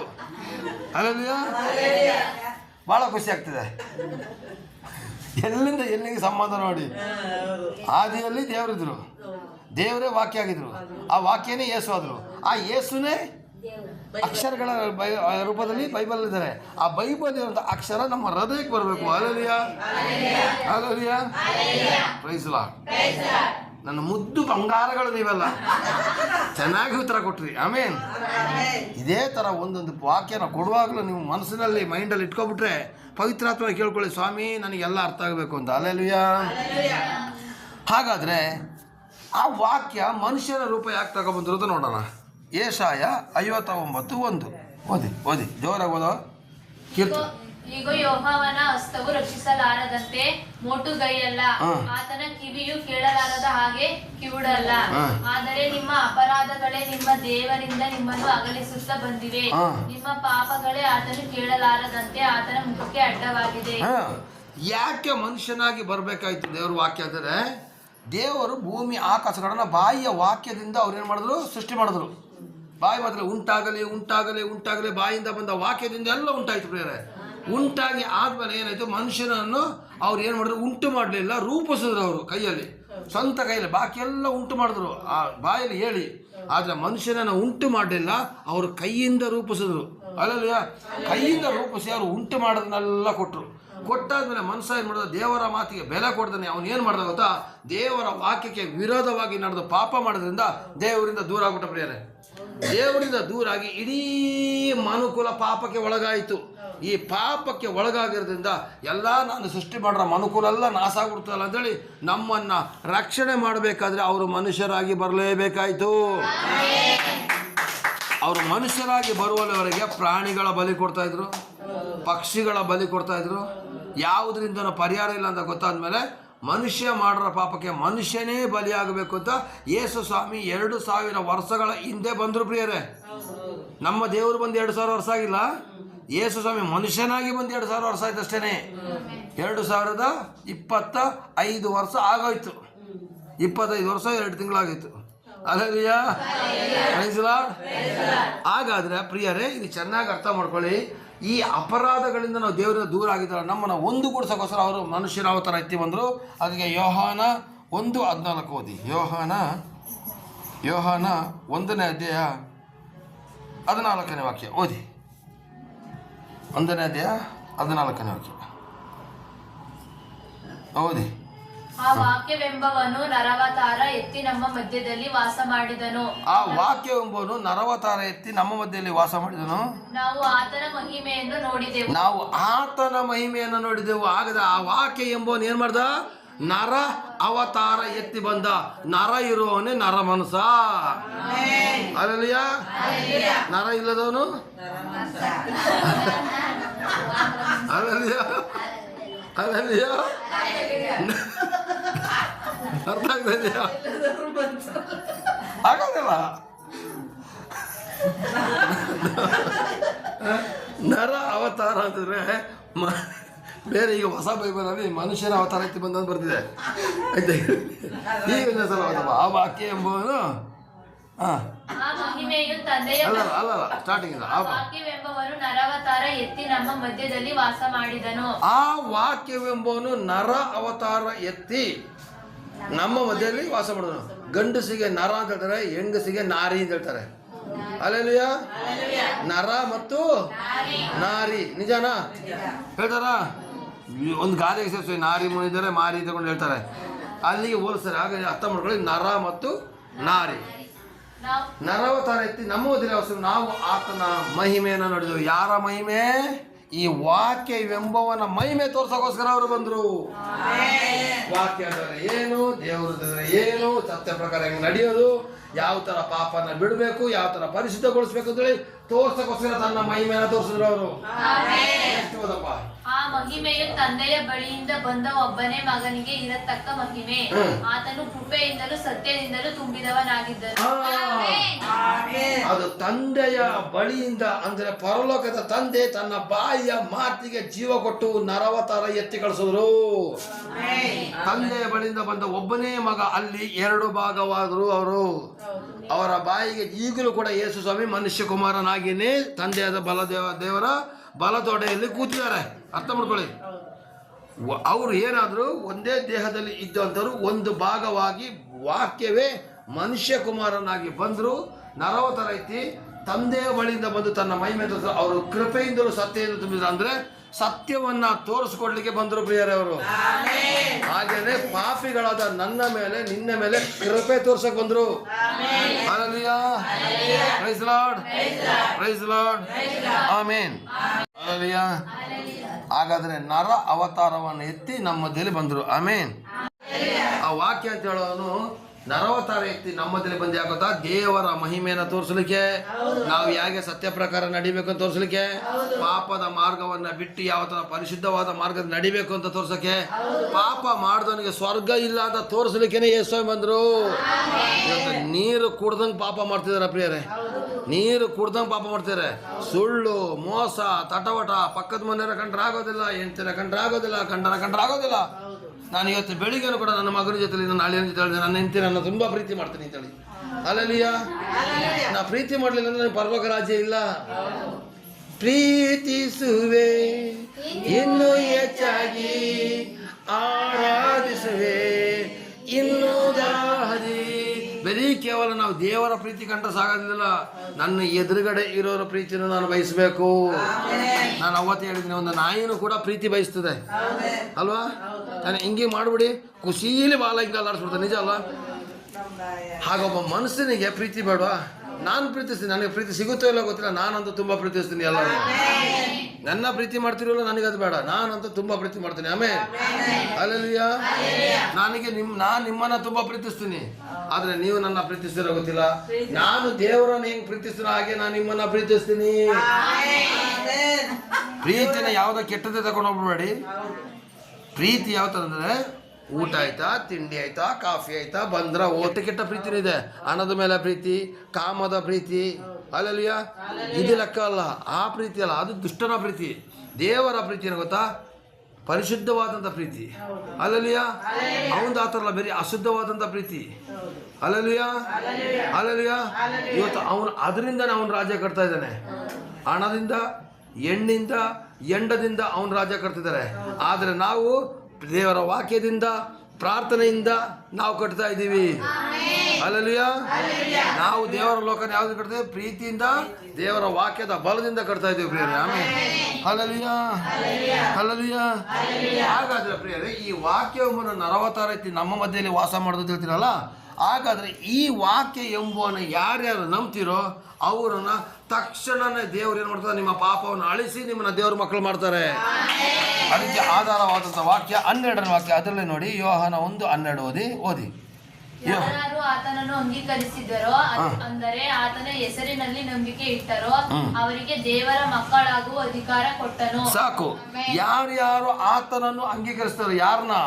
ದೇವರ ವಾಕ್ಯವಾಗಿ ಬಂದಂತಹ ಯೇಸು ಕ್ರಿಸ್ತನನ್ನು ಯಾರ್ಯಾರು ಅಂಗೀಕರಿಸ್ತಿರೋ, ಅವನ ಹೆಸರಿನ ಮೇಲೆ ನಂಬಿಕೆ ಇಡ್ತಿರೋ, ಅವರಿಗೆ ಯಾವ ಅಧಿಕಾರ ಕೊಟ್ರಂತೆ? ಏನ? ಯಾರ ಮಕ್ಕಳಾದ್ರಿ ಈಗ ನೀವು? ಇದಕ್ಕಿಂತ ಮೊದಲು ಯಾರ ಮಕ್ಕಳಾಗಿದ್ರಿ? ಸೈತಾನನ ಮಕ್ಕಳಾಗಿದ್ರಿ. ಮೋಸ ಮಾಡೋದು, ಅನ್ಯಾಯ ಮಾಡೋದು, ಅಕ್ರಮ ಮಾಡೋದು, ಸುಳ್ಳು ಹೇಳೋದು, ಜಗಳ ಆಡೋದು, ಅಲ್ಲಿವರೆಗೂ ಕೂಡ ನಾವು ಸೈತಾನ ಮಕ್ಕಳಾಗಿದ್ದೋ. ಯಾವಾಗ ನಾವು ಬೈಬಲ್ ಹಿಡಿದೋ, ನಾವು ಯಾವಾಗ ಪ್ರಾರ್ಥನೆ ಮಾಡ್ದೋ, ನಾವು ಯೇಸುವನ್ನು ಯಾವಾಗ ನಂಬೋದೋ, ನಾವು ಏನಾಗಿದ್ದೀವಿ ಗೊತ್ತಾ? ದೇವರ ಮಕ್ಕಳಾಗಿದ್ದೀವಿ. Hallelujah, praise the lord. ಅಪ್ಪ ಅಪ್ಪ ಏಸಪ್ಪ, ನೀನೇ ನನ್ನ ಸರ್ವಸ್ವ. ಅಪ್ಪ ಅಪ್ಪ ಏಸಪ್ಪ, ನೀನೇ ನನ್ನ ಸರ್ವಸ್ವ. ನಾನು ನಿನ್ನನ್ನು ಬಿಟ್ಟು ಏನು ಮಾಡಲಾರೆನು, ನಾನು ನಿನ್ನನ್ನು ಬಿಟ್ಟು ಏನು ಮಾಡಲಾರೆನು. ಹಲ್ಲೆಲೂಯಾ. ಹಾಗಾದ್ರೆ ಇಲ್ಲಿ ದೇವ್ರ ವಾಕ್ಯದಲ್ಲಿ ಬರೆದು ಇನ್ನೊಂದ್ಸಲ ಓದಪ್ಪ. ಯಾರ್ಯಾರು ಆತನನ್ನು ಅಂಗೀಕರಿಸಿದರೋ, ಅಂದರೆ ಸೌಂಡ್ ಕೇಳ್ತಾರ, ಯಾರು ಆತನನ್ನು ಅಂಗೀಕರಿಸಿದರೋ, ಅಂದರೆ ಆತನ ಹೆಸರಿನಲ್ಲಿ ನಂಬಿಕೆ ಇಟ್ಟರೋ, ಅವರಿಗೆ ದೇವರ ಮಕ್ಕಳಾಗುವ ಅಧಿಕಾರ ಕೊಟ್ಟನು. ಹಾಗಾದ್ರೆ ದೇವರ ಮಕ್ಕಳು ಮಾತ್ರ ಅಲ್ಲ, ಅಧಿಕಾರವುಳ್ಳ ಮಕ್ಕಳು ನಾವು. ಕೆಲವೊಂದು ಜನ ನೋಡಿದಿರ, ಮಕ್ಕಳನ್ನ ಹುಟ್ಟಿಸ್ಬಿಡ್ತಾರೆ, ಅವ್ರಿಗೆ ಏನು ಅಧಿಕಾರನೇ ಕೊಡೋದಿಲ್ಲ, ಆಸ್ತಿನೂ ಮಾಡೋದಿಲ್ಲ, ಅಂತಸ್ತು ಮಾಡೋದಿಲ್ಲ. ಆದ್ರೂ ನನಗೆ ಗಂಡು ಮಗು ಬೇಕು ಅಂತ ಆಡ್ತಾ ಇರ್ತಾರೆ. ಇನ್ನೊಂದು ಗಂಡು ಮಗು ಹಾಕ್ಬಿಟ್ರೆ ಸಾಕು ಅಂತ ಹೇಳ್ತಾರೆ. ಏನಮ್ಮ ಕೋಟ್ಯಾಧೀಶ್ವರ, ನಮ್ಮ ಭಾರತ ದೇಶದಲ್ಲಿ ಒಂದೇ ಒಂದು ಪ್ರಾಬ್ಲಮ್ ಏನು ಗೊತ್ತಾ? ಗಂಡು ಮಗುದ ಹುಚ್ಚು. ಗಂಡು ಮಗುಗೋಸ್ಕರ 7-8 ಹೆಣ್ಣು ಮಕ್ಕಳ ಬೇಕಾದ್ರೆ ಹುಟ್ಟಿಸ್ಬಿಡ್ತಾರೆ, ಸಾಕಾಗದೇ ಬೀದಿ ಬಿಟ್ಬಿಡ್ತಾರೆ. ನಾನು ಹೇಳಿದೆ ಗೊತ್ತಾ, ಮಕ್ಕಳನ್ನು ಹುಟ್ಟಿಸಿದ ಮೇಲೆ ಅವರಿಗೆ ಒಂದು ಅಧಿಕಾರ ಕೊಡಬೇಕು ಪ್ರಿಯರೇ ನಾವು. ಹಲ್ಲೆಲೂಯಾ. ಇವ್ರು ಏನು ಮಾಡೋದು ಗೊತ್ತಾ? ನಮ್ಮನ್ನ ಮಕ್ಕಳಾಗಿ ಮಾಡ್ಕೊಂಡಿದ್ದಲ್ದೇ ಸೈತಾನನ ಶಕ್ತಿಗಳ ಮೇಲೆ ಅಧಿಕಾರ ಕೊಟ್ಟರು. ಅರ್ಥ ಮಾಡ್ಕೊಳ್ಳಿ. ಇಲ್ಲಿ ನೋಡಿ, ದೇವರ ಮಕ್ಕಳು ಅಂದರೆ ನೀವು ಹೋಗಿ, ನಾನು ಮಾತ್ರ ಅಲ್ಲ, ನೀವು ಹೋಗಿ ದೆವ್ವಗಳನ್ನ ಬಿಡಿಸ್ಬೋದು, ನೀವು ಹೋಗಿ ರೋಗಿಗಳನ್ನ ಗುಣಪಡಿಸ್ಬೋದು. ಆದರೆ ಪ್ರಾರ್ಥನೆ ನಂಬಿಕೆಯಿಂದ ಕೂಡಿದ್ರೆ ಮಾತ್ರ ಗುಣ ಆಗ್ತದೆ. ಮಾಡಿಸಿಕೊಳ್ಳೋನು ನಂಬಿಕೆಯಲ್ಲಿರಬೇಕು, ಮಾಡುವಂತ ನಾವು ನಂಬಿಕೆಯಲ್ಲಿದ್ದಾಗ ತಕ್ಷಣ ಬಿಡುಗಡೆ ಆಗ್ತದೆ.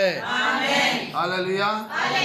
ಯಾರ್ಯಾರು ಆತನನ್ನು ಅಂಗೀಕರಿಸರೋ, ಅಂದ್ರೆ ದೇವರ ವಾಕ್ಯವನ್ನು ಅಂಗೀಕರಿಸರೋ, ಈ ವಾಕ್ಯನ ಯಾರು ಸ್ವೀಕಾರ ಮಾಡ್ತಿರೋ ಅವರು ದೇವರನ್ನೇ ಸ್ವೀಕಾರ ಮಾಡಿದಾಗೆ. ಪ್ರೀತಿಲಿ ನಡಿ ಅಂತ ಹೇಳಿದಾಗ ನೀ ಪ್ರೀತಿ ಮಾಡ್ದೆ, ನಿನ್ನ ಕಂಡೀಷನ್ ಪ್ರಕಾರ ಪ್ರೀತಿ ಮಾಡ್ದೆ, ನೀ ದೇವರ ನಂಬ್ತಾ ಇರೋದರ್ಥ. ಅರ್ಥ ಆಗ್ತಿದ್ಯಾ? ನಾನು ಪ್ರೀತಿ ಮಾಡ್ತೀನಿ ಆಯ್ತಾ ರಾಚಪಂಕಲ್ನ, ಅದು ಎಲ್ಲಿ ಇಡಬೇಕು ಅಲ್ಲೇ ಇಟ್ಟಿರ್ತೀನಿ. ಹತ್ರ ಪ್ರೀತಿ ಮಾಡ್ತೀನಿ ಆಂಟಿ, ನಾನು ಪ್ರೀತಿಗೆ ಕಡಿಮೆ ಆಗಲ್ಲ, ರಾಚಪಂಕಲ್ ತಪ್ಕೊಳ್ತೀನಿ, ಎಲ್ಲ ಮಾಡ್ತೀನಿ, ಆದ್ರೆ ಇಡೋ ಜಾಗದಲ್ಲಿ ಇಟ್ಟಿದ್ದೀನಿ. ನೋಡಿದ್ದೀರಾ? ಲೋಕದವ್ರ ದೇವ್ರ ಮಕ್ಕಳೇ ಪ್ರೈಸ್ ಲಾರ್ಡ್ ಕೊಡಕ್ಕೆ ಹೋಗಿ ಗೊತ್ತಾಗ್ತದೆ, ಒಬ್ಬೊಬ್ರು ಮುಖನೇ ಬೇಗ ತಿರ್ಸ್ಕೊಬಿಡ್ತಾರೆ. ನಾನು ಅಂಥ ದೇವ್ರ ಮಕ್ಕಳಿಗೆ ಇನ್ನೊಂದ್ಸಲ ನಾನು ಪ್ರೈಸ್ ಲಾರ್ಡ್ ಹೇಳೋದಿಲ್ಲ, ಅವರಾಗಿ ದಾರಿಗೆ ಬರ್ಬೇಕು, ಅಲ್ಲಿವರೇ ಮಾಡೋದಿಲ್ಲ. ಡೈರೆಕ್ಟಾಗಿ ಹೇಳ್ತೀನಿ, ನೀನು ದೇವ್ರ ಮಗನ ಲಕ್ಷಣದಲ್ಲಿ ಇಲ್ಲ, ಪ್ರೈಸ್ ಲಾರ್ಡ್ ಹೇಳೋಗ ಮುಖ ತಿರುಗಿಸ್ಬೇಡ, ನಮ್ಮ ಮುಂದ್ಗಡೆ ಇಂಗ್ಲೀಷ್ ಮಾತಾಡ್ಕೊಂಡು ಓಡಬೇಡ ನೀನು. ನಿಜ ಅಲ್ವಾ? ದೊಡ್ಡವ್ರದ್ದೇ ಒಂದು ಟೀಮು, ಚಿಕ್ಕವ್ರದ್ದೇ ಒಂದು ಟೀಮು, ಕರ್ರಗಿರೋದು ಒಂದು ಟೀಮು, ಬೆಳ್ಳಗಿರೋದು ಒಂದು ಟೀಮು, ಓದಿರೋದು ಒಂದು ಟೀಮು, ಓದದಿರೋದು ಒಂದು ಟೀಮು, ಮೇಲು ಜಾತಿಯವ್ರದ್ದೇ ಒಂದು ಟೀಮು, ಕೆಳಗಡೆ ಜಾತಿಯವ್ರದ್ದು ಒಂದು ಟೀಮು. ಅಲ್ವಾ? ನಿಜ ಅಲ್ವಾ? ನಿಜ ಅಲ್ಲ? ನಡೀತಾ ಇದೆಯಲ್ವಾ? ಲೋಕದವರೆಲ್ಲ ಇಲ್ಲಿ ಇವತ್ತು ಕುಟುಂಬದಲ್ಲೂ ಅಷ್ಟೇ, ದೊಡ್ಡ ಮಗನ ತುಂಬ ಪ್ರೀತಿ ಮಾಡೋದು, ಚಿಕ್ಕ ಮಗನ ಪ್ರೀತಿ ಮಾಡೋದು ಕಡಿಮೆ ಮಾಡೋದು. ಒಬ್ಬಳೇ ಮಗಳಲ್ವಾ, ಅದಕ್ಕೋಸ್ಕರ ಅವಳನ್ನ ಪ್ರೀತಿ ಮಾಡ್ತಾರೆ. ಆಗ ನಿನ್ನ ಮಗ ಏನು ಮಾಡ್ದ? ನೀನು ಯಾವಾಗ ಪ್ರೀತಿ ಕಂಡು ಮಾಡ್ತೀನಿ, ನಿನ್ನ ಮಗ ಹಂಗೇನೆ ಹೋಗ್ಬಿಡ್ತಾನೆ. ಹಲ್ಲೆಲೂಯಾ. ಲೋಕದಲ್ಲಿ ಹೇಳ್ತಾರೆ ಏನಾಗೋದು, ಎಕ್ಕುಟ್ಟು ಹೋಗೋದು ಅಂತ ಹೇಳ್ತಾರಲ್ಲ, ಹಂಗಾಗ್ಬಿಡ್ತಾರೆ. ನಿಮ್ಮ ಮಗ ಬೇಡ. ಮಗನಿಗೆ ಎಷ್ಟು ಪ್ರೀತಿ ಮಾಡ್ತೀವಿ ಅಷ್ಟೇ ಮಗಳಿಗೆ ಪ್ರೀತಿ ಮಾಡಿ, ಮಗಳಿಗೆ ಎಷ್ಟು ಮಾಡ್ತೀರಿ ಅಷ್ಟೇ ಪ್ರೀತಿ ಮಾಡಿ, ತಾರತಮ್ಯ ಮಾಡಬೇಡಿ. ಕೆಲವೊಂದು ಮನೆ ನೋಡಿದ್ರೆ ಗಂಡನ ಪ್ರೀತಿ ಮಾಡೋದೇ ಇಲ್ಲ, ಹೆಂಡತಿನ ಪ್ರೀತಿ ಮಾಡೋದಿಲ್ಲ. ದೇವರು ಎಲ್ಲಿ ಬರ್ತಾರೆ ನೋಡಿಲ್ಲ, ಸ್ವಾಮಿ ಬರ್ತಾರೆ. ದೇವರು ಯಾವ ಥರ ನಮ್ಮನ್ನು ಪ್ರೀತಿ ಮಾಡಿದ್ರು ನಾವು ಹಾಗೇನೆ ಇನ್ನೊಬ್ಬರ ಪ್ರೀತಿ ಮಾಡಿದ್ರೆ ಮಾತ್ರ ದೇವರು ವಾಕ್ಯ ಕೊಟ್ಟಾಗೆ. ಇನ್ನೊಂದು ವಾಕ್ಯ ಇದೆ, ಕ್ಷಮಿಸಬೇಕು ಅಂತ. ಅಂಕಲ್ ನಾನು ಎಲ್ಲಾರನ್ನ ಕ್ಷಮಿಸ್ತೀನಿ, ಅವಳೊಬ್ಬಳ ಕ್ಷಮಿಸೋದಿಲ್ಲ. ಇದೇ ನೀವು ಮಾಡ್ತಾರೆ ತಪ್ಪು. ದೊಡ್ಡ ಅಂಡಲ್ಲಿ ಪಾಯಸ ಮಾಡ್ಬಿಟ್ಟು ಒಂದು ತೊಟ್ಟು ಸೀಮೆ ಹಾಕಿದ್ರೆ ಸಾಕು, ಇಡೀ ಪಾಯಸ ಹಾಳು. ನಿಜ ಅಲ್ವಾ? ಗ್ಯಾರಂಟಿನಾ? ಹಾಗೆ ಎಲ್ಲಾರನ್ನ ಕ್ಷಮಿಸಿ ಒಬ್ಬಳನ್ನ ಕ್ಷಮಿಸಿಲ್ಲ ಅಂದ್ರೆ ಅವಳು ಒಂದು ತೊಟ್ಟು ಸೀಮಣೆ ಅಂತ ಅರ್ಥ ಮಾಡ್ಕೊಳ್ಳಿ. ನಿಮ್ಮ ಜೀವಮಾನಕ್ಕೆ ಯಾರು ಅವಳು? ಒಂದು ತೊಟ್ಟು ಸೀಮಣೆ ಇಟ್ಕೊಂಡು ಅಲ್ಲೆಲ್ಲೂಯ್ಯ ಸುಖಿ ಮಾಡಿ ರೀತಿ ಕುಡಿದ್ರು ಆಗೋದಿಲ್ಲ. ಹಾಗಾದ್ರೆ ಆತನನ್ನು ಅಂಗೀಕರಿಸ್ತೀನಿ ಅಂತ ಹೇಳೋರು ಆತನು ಯಾರಾಗಿದ್ದಾರೆ? ಕೇಳಿಸ್ತಾ ಇಲ್ಲ? ಆತನನ್ನು ಅಂಗೀಕರಿಸ್ತಿದ್ದಲ್ಲ, ಆತನು ಯಾರು? ವಾಕ್ಯ ಆಗಿದ್ದಾನೆ. ಆ ವಾಕ್ಯನ ನೀವು ಅಂಗೀಕರಿಸಲಿಲ್ಲ ಅಂತ ಹೇಳಿದ್ರೆ ನೀವು ಯೇಸುನ ಅಂಗೀಕರಿಸಿಲ್ಲ ಅಂತ ಅರ್ಥ, ನೀವು ದೇವ್ರ ಮಕ್ಕಳಾಗಿಲ್ಲ ಅಂತ ಅರ್ಥ. ಇವತ್ತು ಪ್ರೀತಿಲಿ ಕಂಡೀಷನ್ನು, ಕ್ಷಮಾಪಣೆ ಮಾಡೋದ್ರಲ್ಲಿ ಕಂಡೀಷನ್ನು. ಲಾಸ್ಟ್ ಅದು ನಾನು ಒಳ್ಳೆಯವರು ತಗೊಂಡು ಲೋಕಕ್ಕೆ ತೋರಿಸ್ಕೋಬೋದು. ಅಯ್ಯೋ ಅಂಕಲ್ ನೀವೇ ಸರಿಯಿಲ್ಲ ಅಂಕಲ್, ಅಯ್ಯೋ ಆಂಟಿ ನೀವೇ ಸರಿಯಿಲ್ಲ ಅಂತ ಹೇಳ್ಬೋದು. ಆದರೆ ದೇವರಿಗೆ ಗೊತ್ತಿರ್ತದೆ ಯಾರು ಪ್ರೀತಿ ಮಾಡ್ತಾರೆ, ಯಾರು ಪ್ರೀತಿ ಮಾಡ್ತಾ ಇಲ್ಲ ಅಂತ ಹೇಳಿ. ಪ್ರೀತಿಲಿ ಕಂಡೀಷನ್ ಬೇಡ. ಹಲ್ಲೆಲೂಯಾ. ಪ್ರೀತಿಲಿ ಕಂಡೀಷನ್ ಬೇಡ. ಪ್ರೀತಿ ಪರಿಶುದ್ಧವಾಗಿರಬೇಕು. ಪ್ರೀತಿ ದೇವರು ನನ್ನನ್ನು ಪ್ರೀತಿಸಿದಾಗೆ ನಾನು ಇನ್ನೊಬ್ಬ ಪ್ರೀತಿಸಬೇಕು. ಕ್ಷಮೆಯನ್ನು ಕೂಡ ಅಷ್ಟೇ. ಇದೊಂದೊಂದು ವಾಕ್ಯ ಕೊಟ್ಟಿದ್ದ ಉದಾಹರಣೆಗೆ. ಇನ್ನೊಂದು ವಾಕ್ಯದಲ್ಲಿ ಬರೆದಿರುತ್ತೆ, ನೀನು ಹಿಂಸಿಸಿದವರಿಗೆ ತಪ್ಪಿಸಬೇಡ, ಅವ್ರನ್ನ ಆಶೀರ್ವದಿಸುತ್ತೇಳಿ. ಒಂದೊಂದು ವಾಕ್ಯ ಹೇಳ್ತಾರೆ ಅದಕ್ಕೆ ಅಷ್ಟೇ. ನೀವು ಹಿಂಸಿಸಿದವ್ರಿಗೆ ತಪ್ಪಿಸ್ಬಿಟ್ರೆ ನಿಮ್ಮ ಒಳಗಡೆ ದೇವ್ರ ವಾಕ್ಯ ಇಲ್ಲ ಅಂತ ಅರ್ಥ.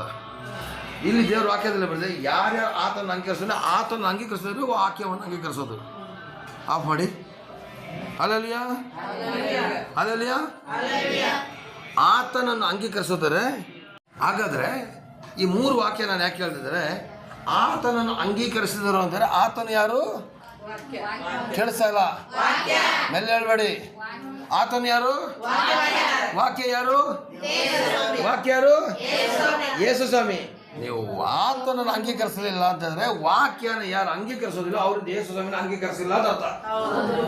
ಯೇಸಪ್ಪ ನಿನ್ನ ನಾಮದಲ್ಲಿ ಅದ್ಭುತವೂ ಎಂದು ನಡೆಯುತ್ತದೆ, ದೆವ್ವಗಳೋಡುತ್ತೆ, ನೋವು ನೀಗುತ್ತೆ, ಪಾಪಗಳು ಹಾರಿ ಹೋಗುತ್ತೆ, ನಿನ್ನ ಪ್ರಭಾವವು ಕುಂದಿ ಹೋಗಲಿಲ್ಲ, ಪುನರುತ್ಥಾನ ಶಕ್ತಿ ಬದಲಾಗಲಿಲ್ಲ, ನಿನ್ನ ಪ್ರಭಾವವು ಕುಂದಿ ಹೋಗಲಿಲ್ಲ, ಪುನರುತ್ಥಾನ ಶಕ್ತಿ ಬದಲಾಗಲಿಲ್ಲ. ಯೇಸಪ್ಪ ನಿನ್ನ ನಾಮದಲ್ಲಿ ಅದ್ಭುತವೂ ಎಂದು ನಡೆಯುತ್ತದೆ. ಯೇಸಪ್ಪ ನಿನ್ನ ನಾಮದಲ್ಲಿ ಅದ್ಭುತ ನಡೀತದೆ. ದೆವ್ವ ಓಡೋಗ್ತದೆ. ಯಾವ ದೆವ್ವ ಓಡೋಗ್ಬೇಕು? ಯಾವ ದೆವ್ವ ಓಡೋಗ್ಬೇಕು? ದೆವ್ವಗಳು ಓಡುತ್ತೆ, ನೋವು ನೀಗುತ್ತೆ. ಯಾವ ನೋವು? ಗಂಡಕ್ಕೆ ಕ್ಷಮಿಸಲಿಲ್ಲ ಆ ನೋವು, ಹೆಂಡತಿಗೆ ಕ್ಷಮಿಸಲಿಲ್ಲ ಆ ನೋವು, ಪಕ್ಕದ ಮನೆಯೊಳಗೆ ಬೈದ್ಬಿಟ್ಟೆ ಆ ನೋವು, ಅದು ಹೋಗಿಲ್ಲ.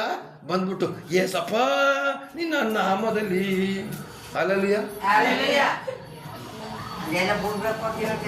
ಹೇಳ್ತಾ ಇರೋದಲ್ಲ, ಬಿಡ್ಬೇಕು. ಹಲ್ಲೆಲೂಯಾ. ಈ ವಾಕ್ಯ ಚೆನ್ನಾಗಿದೆ ನೋಡಿ. ಯಾರು ಆತನ ಅಂಗೀಕರಿಸ್ತಾರೋ, ಆತನ ಹೆಸರಿನ ಮೇಲೆ ನಂಬಿಕೆ ಇಟ್ಟರೋ ಅವರಿಗೆ ದೇವರ ಮಕ್ಕಳಾಗ ಅಧಿಕಾರ. ಹಾಗಾದ್ರೆ ಇನ್ನು ಬಾಕಿ ಇರೋ ವಾಕ್ಯನ ಬರೋರ ಕೊಡೋಣ. ನಾವು ಅಂಗೀಕರಿಸೋದಂದರೆ ಏನಂದರೆ ಯೇಸು ಅಂಗೀಕರಿಸ್ತೀವಿ ಅಂತ ಹೇಳಿದವರು ಪೂರ್ತಿ ದೇವರ ವಾಕ್ಯನ ಅಂಗೀಕರಿಸಬೇಕು. ದೇವರ ವಾಕ್ಯನ ಯಾರು ಅಂಗೀಕರಿಸ್ತಾರೋ ಅವರು ಅವರು ಅವರು ದೇವರನ್ನು ಅಂಗೀಕರಿಸಿದಾಗೆ. ದೇವರು ಯಾರು? ಯೇಸು ಸ್ವಾಮಿ. ಆದಿಯಲ್ಲಿ ವಾಕ್ಯವಿತ್ತು, ಆ ವಾಕ್ಯವು ದೇವರ ಬಳಿಯಲ್ಲಿತ್ತು, ಆ ವಾಕ್ಯವು ಜೋರಾಗಿ ಹೇಳ್ಬೇಕಮ್ಮ, ದೇವರಾಗಿತ್ತು. ಯಾಕೆ ಒಟ್ಟೊಳಗೆ ನುಗ್ತೀರಾ? ನಿಮ್ಗೆ ಹೇಳೋಕೆ ಡೌಟ್ ಯಾಕಂತ ಇನ್ನೂ ಬಿಟ್ಟೋಗಿಲ್ಲ. ಬಿಟ್ಟೋಗಿದ್ರೆ ಮಾತಾಡಿ. ಮತ್ತೆ ಡೌಟ್ ಎಲ್ಲೋ ಒಂದ್ ಕಡೆ.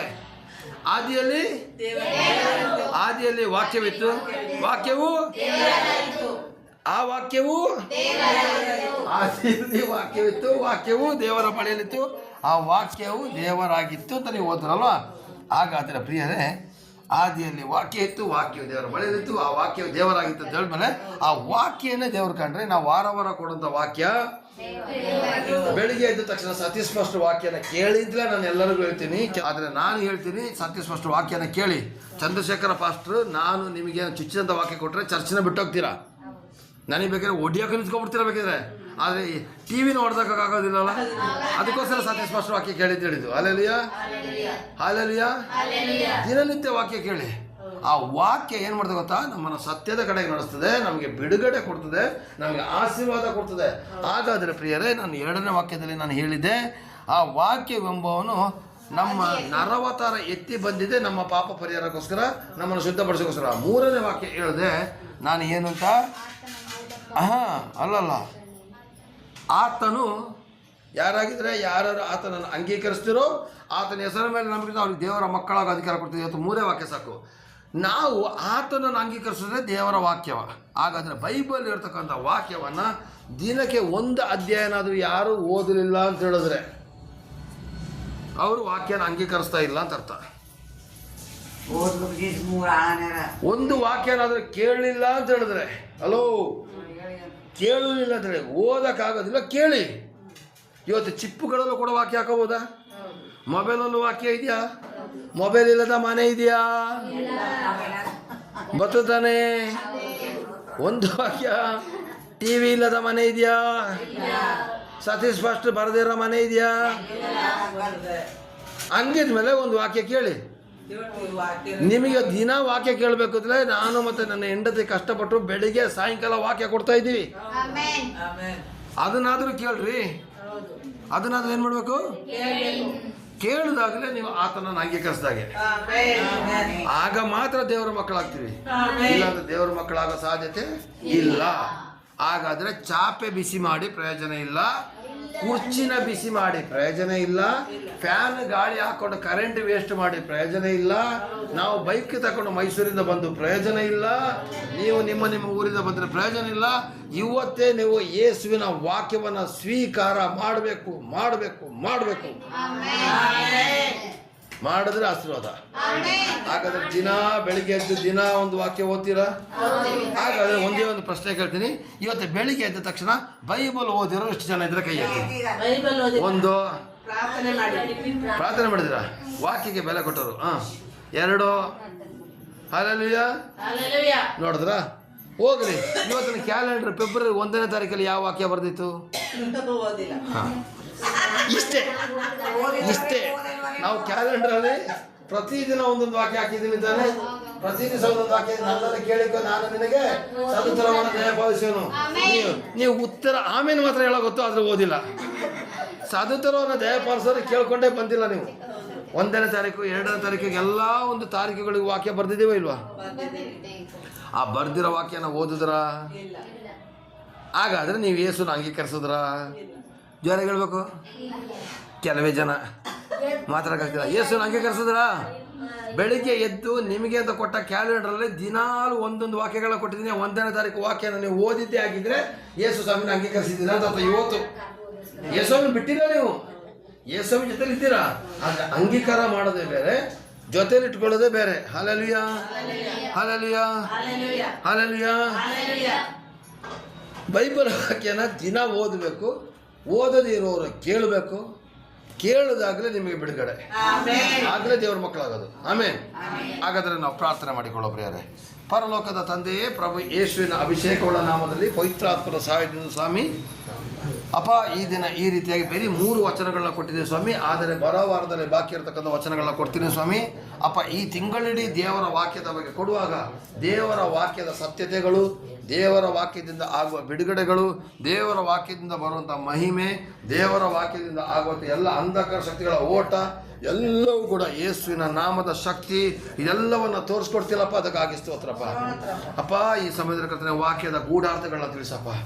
ತಿಳಿಸುವಂಥ ದೇವರು ನೀನಾಗಿದ್ದೀಯಲ್ಲಪ್ಪ. ಅದಕ್ಕಾಗಿ ಸ್ತೋತ್ರ. ಯೇಸುವೆ, ನಿನ್ನ ಅಗ್ನಿ ಅಭಿಷೇಕ ತುಂಬಿಸಪ್ಪ.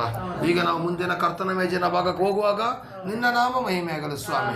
ನೀನು ಮಾಡೋದ ಕಾರ್ಯಕ್ಕಾಗಿ ಸ್ತೋತ್ರ ಅಪ್ಪ. ಫೆಬ್ರವರಿ 1ನೇ ತಾರೀಕಿನ ಆ ಒಂದು ಕರ್ತನ ಮೇಜಿನ ಭಾಗವನ್ನು ಆಶ್ರಯಿಸು. ಕರ್ತನ ಮೇಜಿನ ಭಾಗದಲ್ಲಿ ಯಾರ್ಯಾರು ರೊಟ್ಟಿ ಮತ್ತು ರಸದಲ್ಲಿ ಭಾಗವಹಿಸ್ತಾರ ಸ್ವಾಮಿ, ಅವರು ನಿನ್ನ ದೇಹ ರಕ್ತದಲ್ಲಿ ಭಾಗವಹಿಸಿದಾಗೆ ಸ್ವಾಮಿ. ಅಪ್ಪ, ಇನ್ನು ಪಾಪದಲ್ಲಿ ಇದ್ದು ನಾವು ಅದನ್ನು ತೆಗೆದುಕೊಳ್ಳಬಾರದು ಸ್ವಾಮಿ. ಪರಿಶುದ್ಧತೆಯಿಂದ ತೆಗೆದುಕೊಳ್ಳಿಕ್ಕೆ ಸಹಾಯ ಮಾಡು ಸ್ವಾಮಿ. ನಮ್ಮ ತಪ್ಪುಗಳನ್ನು ಒಪ್ಪಿಕೊಂಡು ತೆಗೆದುಕೊಳ್ಳಿಕ್ಕೆ ಸಹಾಯ ಮಾಡು ಸ್ವಾಮಿ. ನಿಜವಾದ ಪ್ರೀತಿಯನ್ನು ತೋರಿಸಿ ನಾವು ತೆಗೆದುಕೊಳ್ಳಿಕ್ಕೆ ಸಹಾಯ ಮಾಡಪ್ಪ. ನಿಜವಾದ ಕ್ಷಮಾಪಣೆ ಕೊಟ್ಟು ತೆಗೆದುಕೊಳ್ಳಿಕ್ಕೆ ಸಹಾಯ ಮಾಡಪ್ಪ. ನಿಜವಾದ ದೇವರ ಅನ್ಯತೆಯನ್ನು ಕೊಟ್ಟು ತೆಗೆದುಕೊಳ್ಳಿಕ್ಕೆ ಸಹಾಯ ಮಾಡಪ್ಪ. ಇಲ್ಲದಿದ್ದರೆ ತೆಗೆದುಕೊಳ್ಳುವುದೇ ಬೇಡ ಸ್ವಾಮಿ. ಅಪ್ಪ, ಈ ಕರ್ತನ ಮೇಜಿನ ಭಾಗವನ್ನು ಆಶ್ರಯಿಸು. ಇದರ ಮೂಲಕ ಸಭೆಯಲ್ಲಿ ಒಂದು ದೊಡ್ಡ ಅದ್ಭುತ ಆಗಲಿ ಸ್ವಾಮಿ. ನಿನ್ನ ರಾಜ್ಯದ ಮಹಿಮೆಗಾಗಬೇಕು ಸ್ವಾಮಿ. ನೀನು ಮಾಡುತ್ತ ಕಾರ್ಯಕ್ಕಾಗಿ ಸ್ತೋತ್ರ. ಯೇಸುವಿನ ಕೃಪೆಯ ನಾಮದಲ್ಲಿ ಪವಿತ್ರಾತ್ಮರ ಸಹಾಯದಿಂದ ಬೇಡಿ ಬಂತಂದೆ, ಆಮೆನ್. ಈಗ ನಾವು ಎಲ್ಲರೂ ಕೂಡ ಸೇರಿ ಕರ್ತನ ಮೇಜಿನ ಭಾಗಕ್ಕೆ ಹೋಗ್ತಾ ಇದ್ದೀವಿ. ಹೋಗೋದಕ್ಕಿಂತ ಮೊದಲು ನಾವು 1ನೇ ಕೊರಿಂಥ 11ನೇ ಅಧ್ಯಾಯದ ಭಾಗಕ್ಕೆ ನಾವು ಹೋಗುವ. ದೇವರು ನಿಮ್ಮನ್ನು ಆಶೀರ್ವದಿಸಲಿ, ಕೃಪೆಯನ್ನು ನಡೆಸಲಿ. ಆಮೇನ್. ಅದನ್ನು ಓದಿ ಕರ್ತನ ಮೇಜಿ ತಗೊಳ್ಳೋದ್ರ ಬಗ್ಗೆ ನಾವು ತಿಳ್ಕೊಂಡು ಮುಂದಕ್ಕೆ ಹೋಗೋಣ. ಆಮೇನ್, ಆಮೇನ್, ಆಮೇನ್.